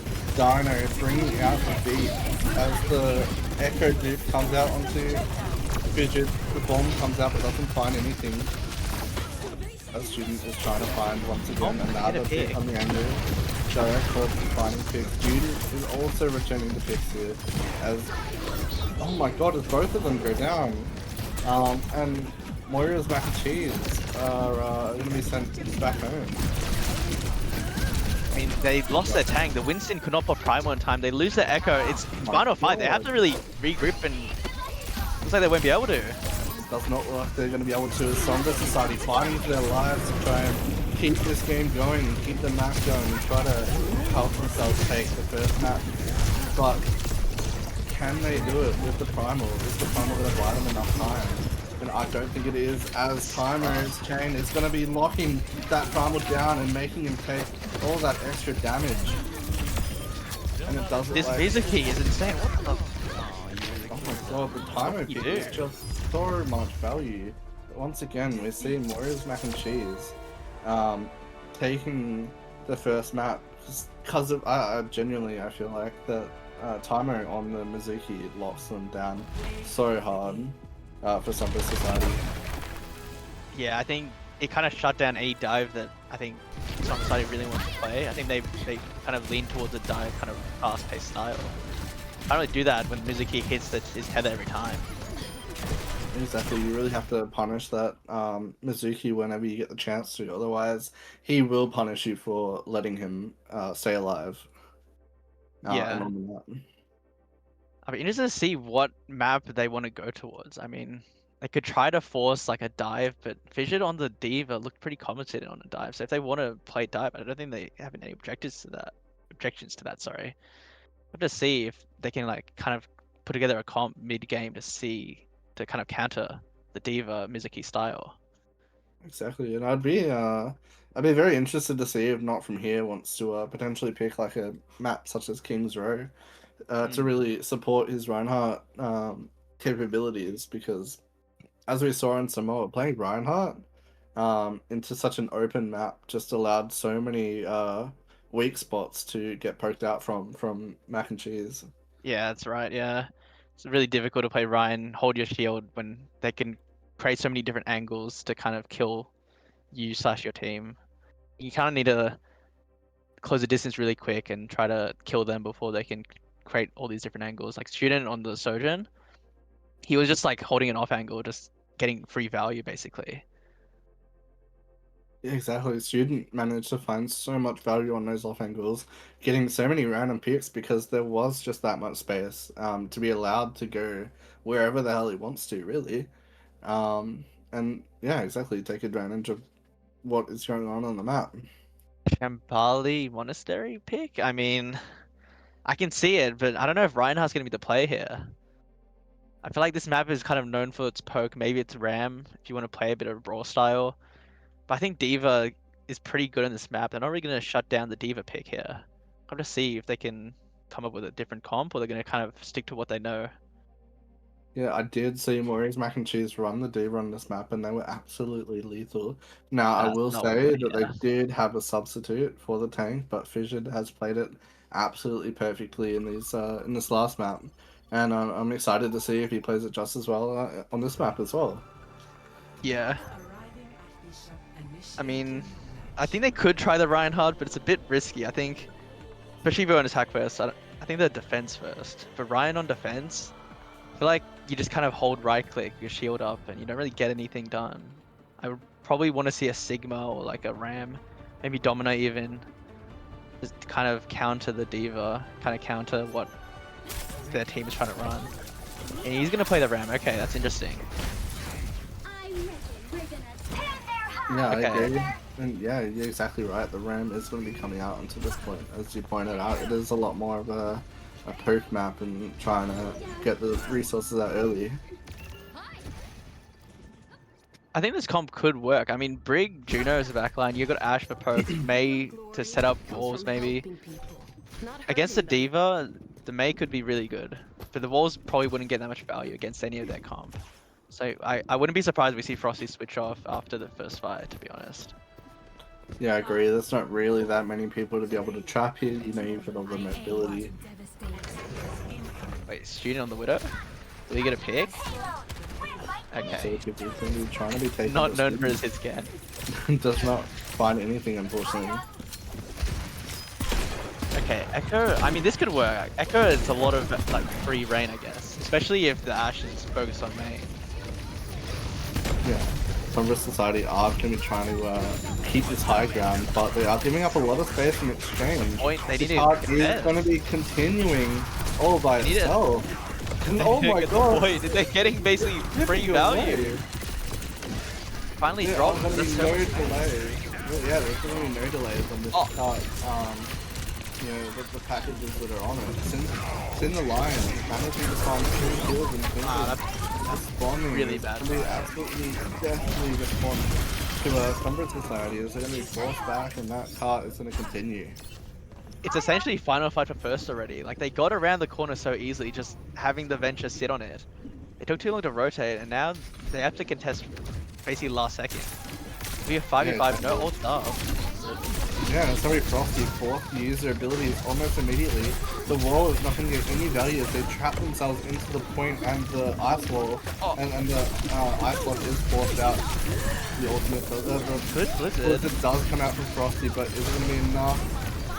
Bomb comes out as well from Fission, but doesn't manage to find anything. As 2 kills on both sides do come out.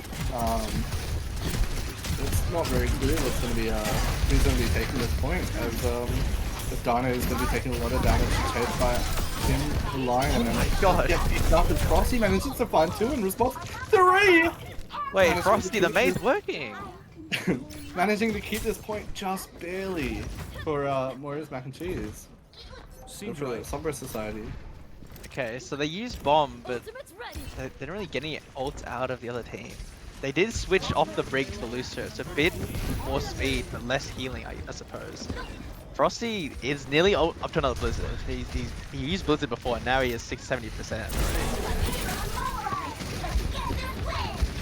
Yeah, the Brig going for an aggressive angle from the line, trying to come up with a flank with the Venture ult. And it does what the duplicate comes out onto not from here. However, is it going to be enough to force Sombra Society back? I think it is. Vision and Frosty trading kills here. as both teams are exchanging a lot of picks, but I think that Sombra Society are going to be up in this team fight, and once again they're going to be able to keep this point just barely. The venture is high. Oh, he's been found out. Will he get punished for it? Looks like he's getting chased by 3 of them. He should get punished theoretically, but I guess he's just in the ground. They have beat against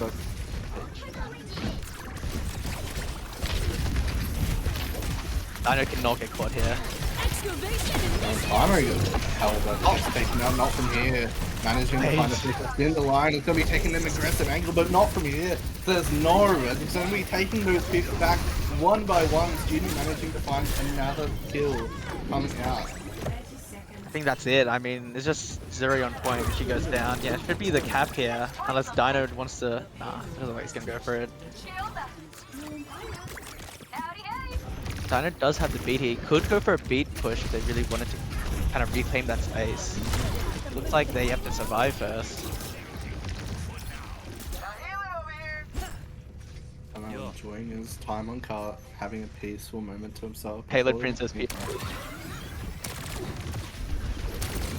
A lot of action is going to be taking place on this high ground here, however, as Fidget is going to be taking a lot of damage, of course, to retreat nice and early. Use those boosters to get back to the rest of the team. The wall comes out from... Spooky Bear goes down. And not from here, manages to pick up a couple of kills here for Sombra Society.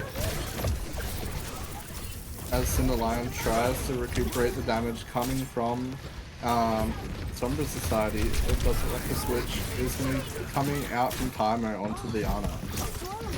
I think that makes sense. You're not really facing a dive in this pump. Oh, and Zuri goes down. Oh my god. Wait, Tymo left the game.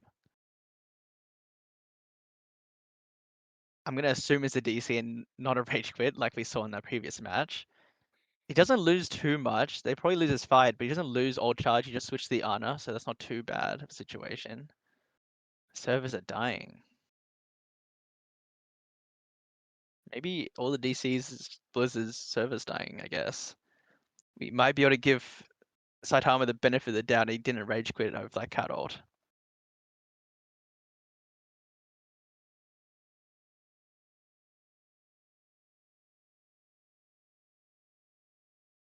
Luckily, though, we did see that they had just switched to Ana, which means that there was not too much ultimate value taken away, and they were just coming back from spawn, so it's not too big of a setback for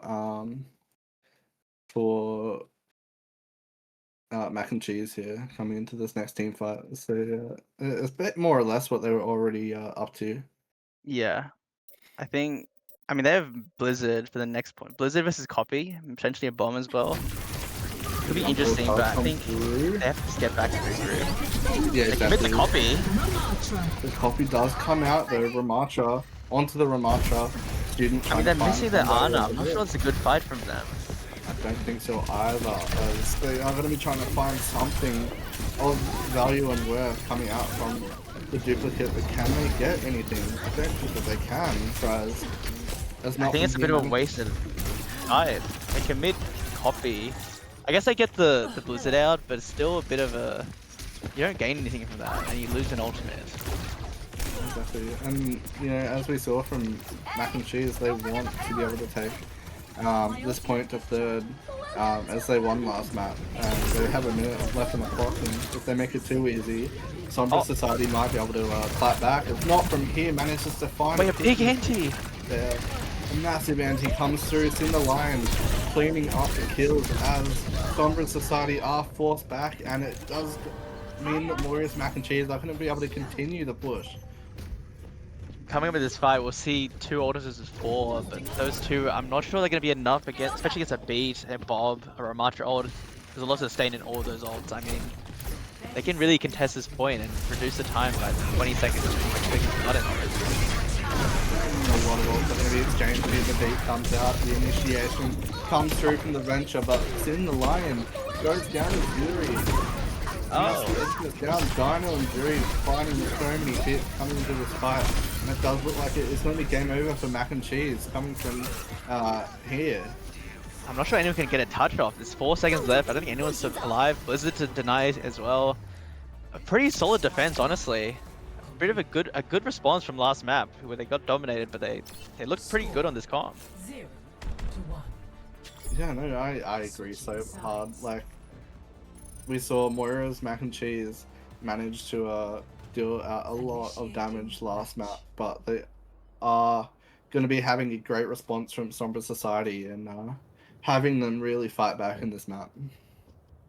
I think we need to talk about the Mei pick. I did say that he should swap because they couldn't wall anyone off, but he proved me wrong. I mean, he didn't need the walls. He was just getting so much raw damage out, getting good freezes off. Looks like Frosty, his Mei is really working out for this team. I expect to see a similar comp, to be honest. Yeah, I couldn't agree more. That Mei pick just did so much damage. Every headshot does 160 damage tries, which means that they have to watch their heads against the Mei and really be careful. Okay, we're seeing a Zen here. I'm not... If Zen can survive, he can get a lot of value, but the issue is he's very, like, susceptible to any damage. Like, they don't have a dive, but a flank from a soldier, maybe. That could really kill Zen really quickly, and that means Tymo's out of the game for so long. I'm not sure Tymo's going to be able to survive against this team, but we'll have to see. He needs to get value if he wants to kind of show that his Zen is a good pick into this.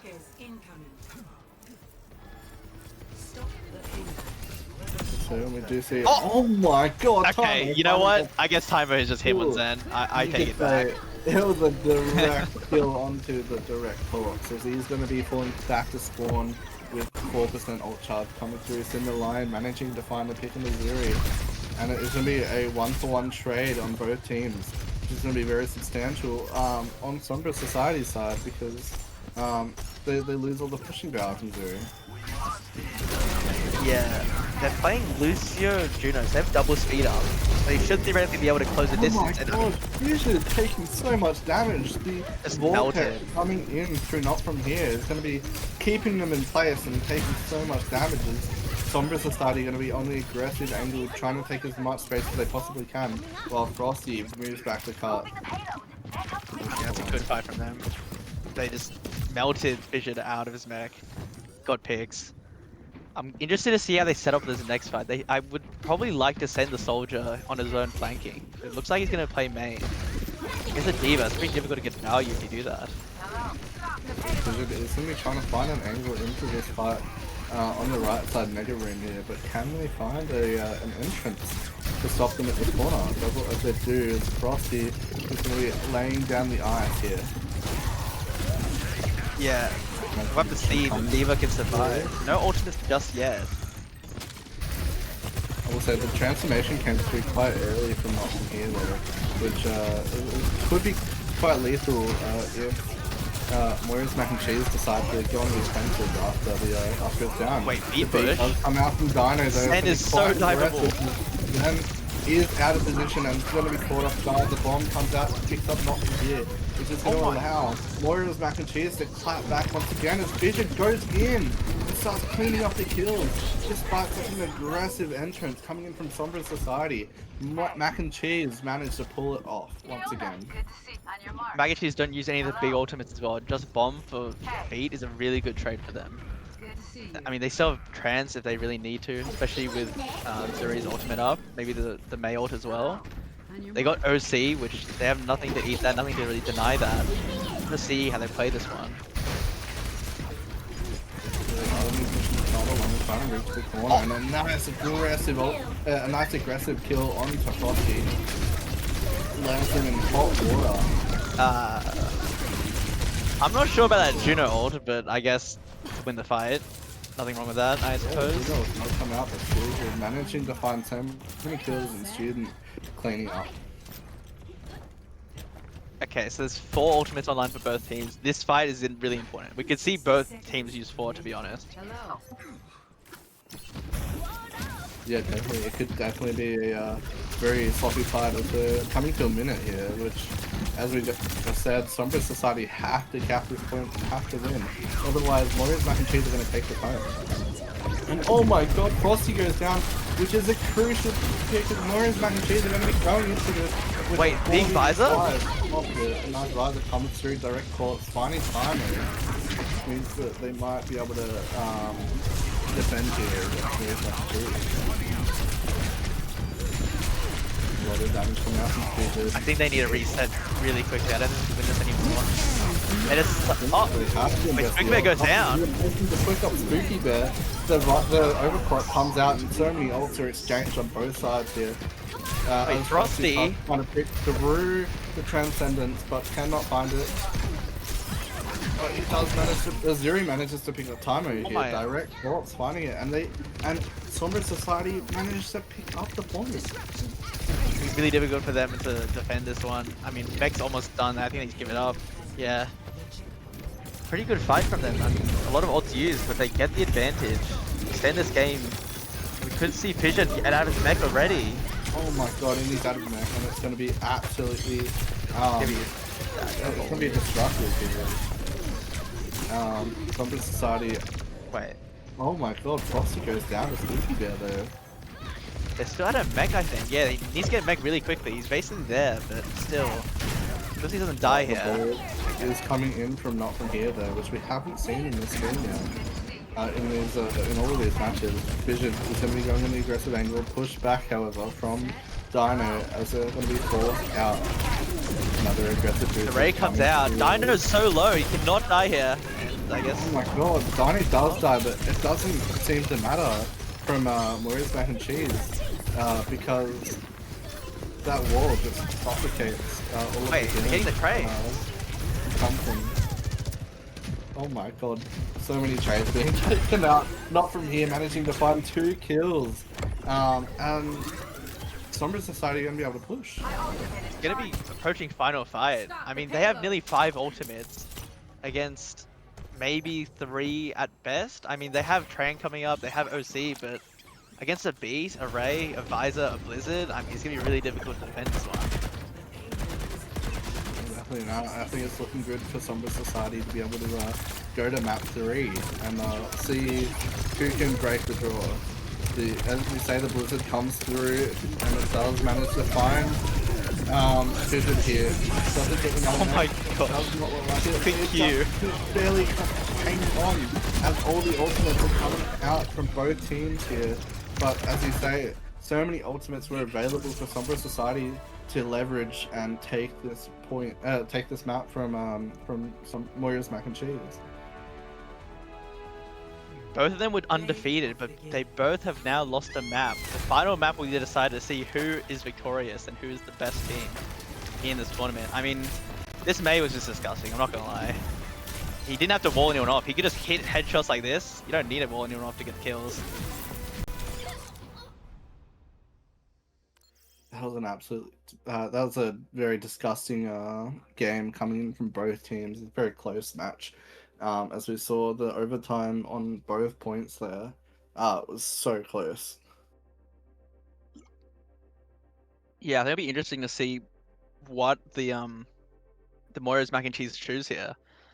If I were them, I'd probably want to, okay, oh, never mind. I would probably want to force something a bit more poke style, probably.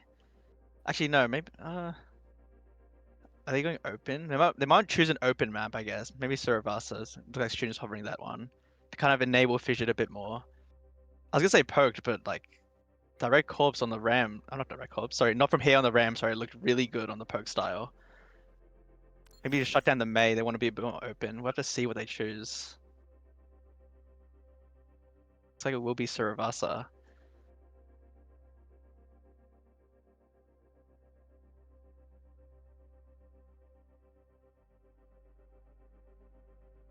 Yeah, it's gonna be interesting coming into Suravasa because I think it might benefit not from here a little bit more due to the fact that they do prefer that rush brawl sort of comp and be able to take advantage of space when they're given it.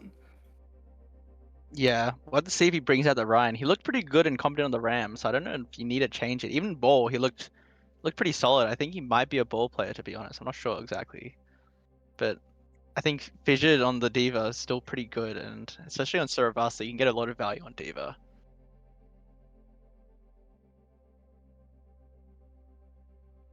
Yeah, and it's going to be very exciting coming into this last match, as I believe this is the grand final, Fries. Yeah, this is the last match of the tournament. Winner takes all, bragging rights, everything on the line right here.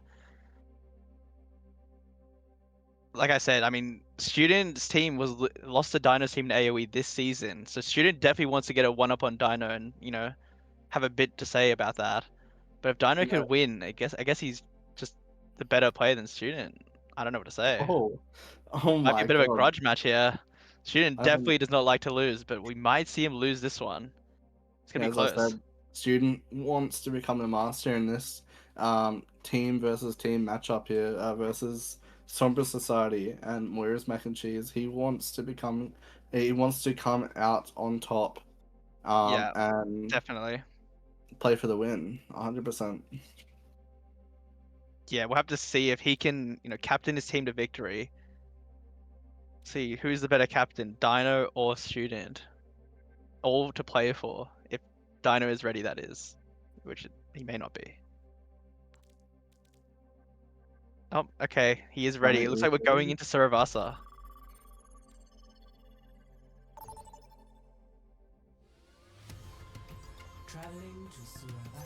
I expect to see similar comps, I think. I'd be surprised to see the Mei, to be honest, even though it worked really well. I think Mei, you kind of just want to play something a bit more mobile, a bit more, I don't know, get in their face a bit. Mei does work against the Diva, but... Will it work into whatever they're going to be playing into this Okay, match? this Crocodile needs to get a job, bro. This is not a Crocodile. Opening up its mouth, trying to eat some mac and cheese, as we might say. Mac and cheese? Moira's mac and cheese, bro. Moira's mac and cheese is going to be eaten as both crocodiles are going to be opening up and ready to consume. Surely we're not playing Hog, right? Am I missing something? Surely not, right? Oh my lord. Surely not, right? If they are going to be running the Hog... Oh! Wait. The Hog is He's out. running the Hog? Okay, okay. Everything is different in this game. I've never seen this guy in Hog. I don't know, maybe he's him on Hog, but... Against the Winston, you get a lot of value. I don't know, it's an interesting pick. And a big... Nice hook coming out onto Fissured. It's going to be reducing his HP to almost nothing, but not from here, does not have the sustain. He's going to be forced out using almost all of his breather here. But they are going to be able to take the space back not from here, and picks are coming out from both teams. But that Mizuki hook is going to be devastating to not from here. As it looks like Moira's mac and cheese is going to be able to take the first cap. I wouldn't be surprised if he switches off Hog. Yeah, okay. An honest Winston duel. We're back to honest Overwatch. Except they have Vendetta, I guess. But we'll see how this dive works. Again, Winston into the Mizuki is going to be really difficult to play. He has to be really smart about his dives. Dodges that tether. See if he can do it here. Tether does not come out just yet. They are going to be waiting and they don't manage to find it. But Spooky Bear finding Frosty, however, he's going to be sent back to spawn in a nice warm fireplace, ready for them to take a bit of a nap. Yeah, I think this Mizuki is just getting too much value. His tether hits one at least, and that basically is a definite kill into that comp. Yeah, a lot of kills being exchanged here from both teams, but that's going to be detrimental from not from here. As it means that Moira's mac and cheese are going to be able to take this point pretty much uncontested with the lack of the tank. It's going to be very hard. It's the connection parts 2 for Frosty. I might be wrong, Fries. Can they touch? I don't know if they can get a touch. Not touch. They cannot. That is so unfortunate. That stick was disgusting. Gets 2 kills with that, but it's just not enough. Now, Sombra Society are going to be finding a lot of picks into this next into this next point here going forward. So they're going to be able to take an aggressive angle and make sure that they're going to be denying the space from mac and cheese. Yeah, I mean they have they have Visor. There's no Diva to kind of deny that. But again, this dive, Fidget is in. Okay, comes out. Fidget is forced to primal here as he gets put out on 1 HP almost immediately. Like Frosty is going to be taken down as the beat comes out from Dino. Lots of ults being exchanged. The Mizuki ult trying to provide shelter for Mac and Cheese as direct core ults instinctually after the Mizuki ult finishes, but it doesn't look like it's going to go anywhere. Not from here, managing to pick up a couple of kills as Sombra Society is going to be cleaning up and taking first path on the second point. I mean, it's not terrible for the Moira Mac and Cheese. They got a lot of ult out. They have Vendetta ult and Juno ult to recontest this against. I mean, I don't want to say it's a bad ult, but Pulse Bomb. I mean, he got 2 last time. We have to get. He has to be big with this one to kind of deny other team of capping here. See what he can do with this.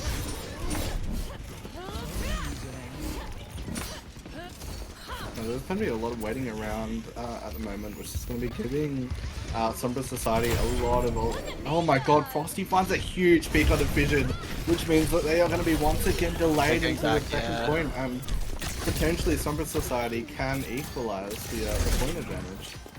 I mean, that's basically 70% guaranteed. And they have no ultimates to contest this though. Against the Vendetta ult, Juno ult, I think they might need to give up this point if they use any of the ultimates. Unless they can get a nasty pick straight away. It does come out, and does it find picks? Yes, it does. Dino down, which means that all of that speed is Juno as well. Zuri managing to go down as well. Freaky there having the absolute ults onto Zuri. Fidget finding the pick, and it does look like Mac and Cheese are going to be able to find the point at 99%. Yeah, I mean, not terrible. They got 2 ults out for nothing, but they do need to come back into this, and they're facing the Mizuki again with the tether. Their dive has to be perfect. They can't just dive and kind of hold W. They need to actually think about who they're diving. Yeah, get rid of that timer. Get rid of timer nice and early so that they cannot provide that hook into the ground. They do have double speed, so they should be able to contest and kind of go wherever they want. Looks like they're going onto the Mizuki anyway. It is Mizuki going down first, as we just said. Frosty with the absolutely incredible tracking coming through. Amazing movement as they're going to be cleaning up Fidget, finding a return pick, but is it going to be enough? If Zuri goes down, they're trading. They're going to be looking to trade, but trading is not going to be enough. As not from here, find so many picks onto the Winston. Just one after another, finding 4 kills. That should be point. I don't think they can contest anymore. They're down 2 right now. Next point, I mean, Primal nearly beat their Pulse again. He's been getting massive kills with the Pulses. And they have Primal to recontest. They have Bench ult coming up, Mizuki. This is going to be an interesting fight. All 3 ults in the first game coming up. Oh, and it's a massive Pulse coming up off the timer again! He's the first one to die once again! And like, as we have been bringing up constantly throughout this fight, timer is the one that they have to get rid of to secure the wins in these fights. And they did exactly that. So many kills are being exchanged. Correct Pulse managing to find a pick. Frosty helping clean up the kills.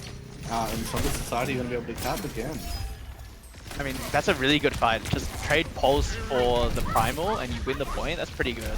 Student going to the Tracer needs to match him, needs to mark Frosty. He's getting too much value on this Tracer. Student be able to mark him and kind of get him out of the game. We'll have to see. Frosty has been spot on with their Pulse bombs and they're tracking all throughout this match. And it does look like the beat is going to be coming out from Dino, an aggressive angle coming out, trying to find the pick. Juno going down. Frosty's beautiful tracking, managing to find all of these picks coming through. Nice Pulse blink, blink melee coming through. And Frosty just going to be decimating the enemy team. Frosty's disgusting on the Tracer. Frosty might be unstoppable. Okay, big ultimates coming up. So we have the Mizuki ult, Primal again, and Vendetta, nearly Juno as well. They do have Juno to match that one. Visor, Pulse. I mean, this Pulse, I wouldn't be surprised if he gets 4 right here. He's been hitting some insane pulses. Another Pulse is off, and they are going to be having to look out for it. Unfortunately, the E from the Vendetta is going to be a little bit weird. Dino and not from here is going to be taking so many picks, and it doesn't look like the Mizzotjo is going to be coming out, but it's not going to be enough as 3 people fall onto Mac and Cheese's side. And it's just going to be fissured left on point, and it's going to be, once again, Sombra Society taking the 2nd point, and potentially the 3rd and final point here. Leading into I the mean, they final. used Primal, they used Mystical, but it just wasn't enough against the Visor or the Ray. They do have ults coming back in. Both teams are going to have some ults to work with. Again, that Pulse I'm looking at, I think he's going to get some value. I feel it. You're getting so much value this entire series. Exactly, and you know, Mac and Cheese have to step up here. If they don't get this point, it is over. Sombra Society take the finale. Not from here. Man is kind of picked, and the Pulse does come out. What student? How did he get student? What? Pick's being taken up by Sombra Society. They're going to be on the aggressive here, looking for the Juno potentially. It could be a very nice stagger if she dies here, and she does. I mean, that's just. I might be mistaken. I'm fairly sure he did not stick student. He just hit it. He missed it. The student still dies to it. I mean, his pulse is it's too good. A student died to it still. Yeah, I agree. And like comparing Frosty has got to be the master in this fight, and maybe student has some learning to do. As I mean, going into the fight, it'll be interesting to see how the pulse one comes out from students and if they can match the value. That Dino beat coming through. Timer's always dead. I mean, he can't survive. Yeah, that's what you're saying. They just immediately go into Timer every single fight and get so much value from. Wait, he's touching spawn doors. The spawn door is touched from Frosty, as they're going to be trying to retreat without losing any members It's here. final fight. I mean, they have to touch. They're going into final fight and they don't have Mac. Student's off, but he's on the cast now. He doesn't even want to try to mirror that Tracer, but Frosty has another bomb. He could get value just with another stick. Oh, Student finds a nice pick and a Dino there, which could potentially allow Mac and Cheese to touch in this last segment here. They have to touch and they have to do something. Student finding 2 kills going into this fight. The Visor comes through, finding 2 picks. Frosty clapping back, but Student is on an absolute rampage, finding 3 kills. 4 kills coming in! Oh my god. Sombra Society ends up in points to Mac and Cheese. I mean, that's just an insane fight. They get the touch off last second. They don't use any ultimates actually. They use the Visor, so they're gonna be down slightly in the ult economy. Student, I guess, he shouldn't have gone Tracer. He should just played cast and hit headshots like that. How's it going? Yeah, that fight was absolutely incredible, and you've got both, you know, what's coming up in this team fight, so it's going to be whoever gets the most value out of it that wins this finale, potentially. You know, you got 2 fights at least coming from Mac and Cheese, where Sombra Society have to keep this point, otherwise they lose. Wait, Student's down! Frosty finding a pick on the Student. Dino, oh my god, going in the aggressive. Is this it? There is no response from Mac and Cheese, as Sombra Society are going to be picking up this last fight. This might be it. Oh, And Frosty absolutely popping off like the madmen they are. And that is going to be this series and tournament going to Sombra Society.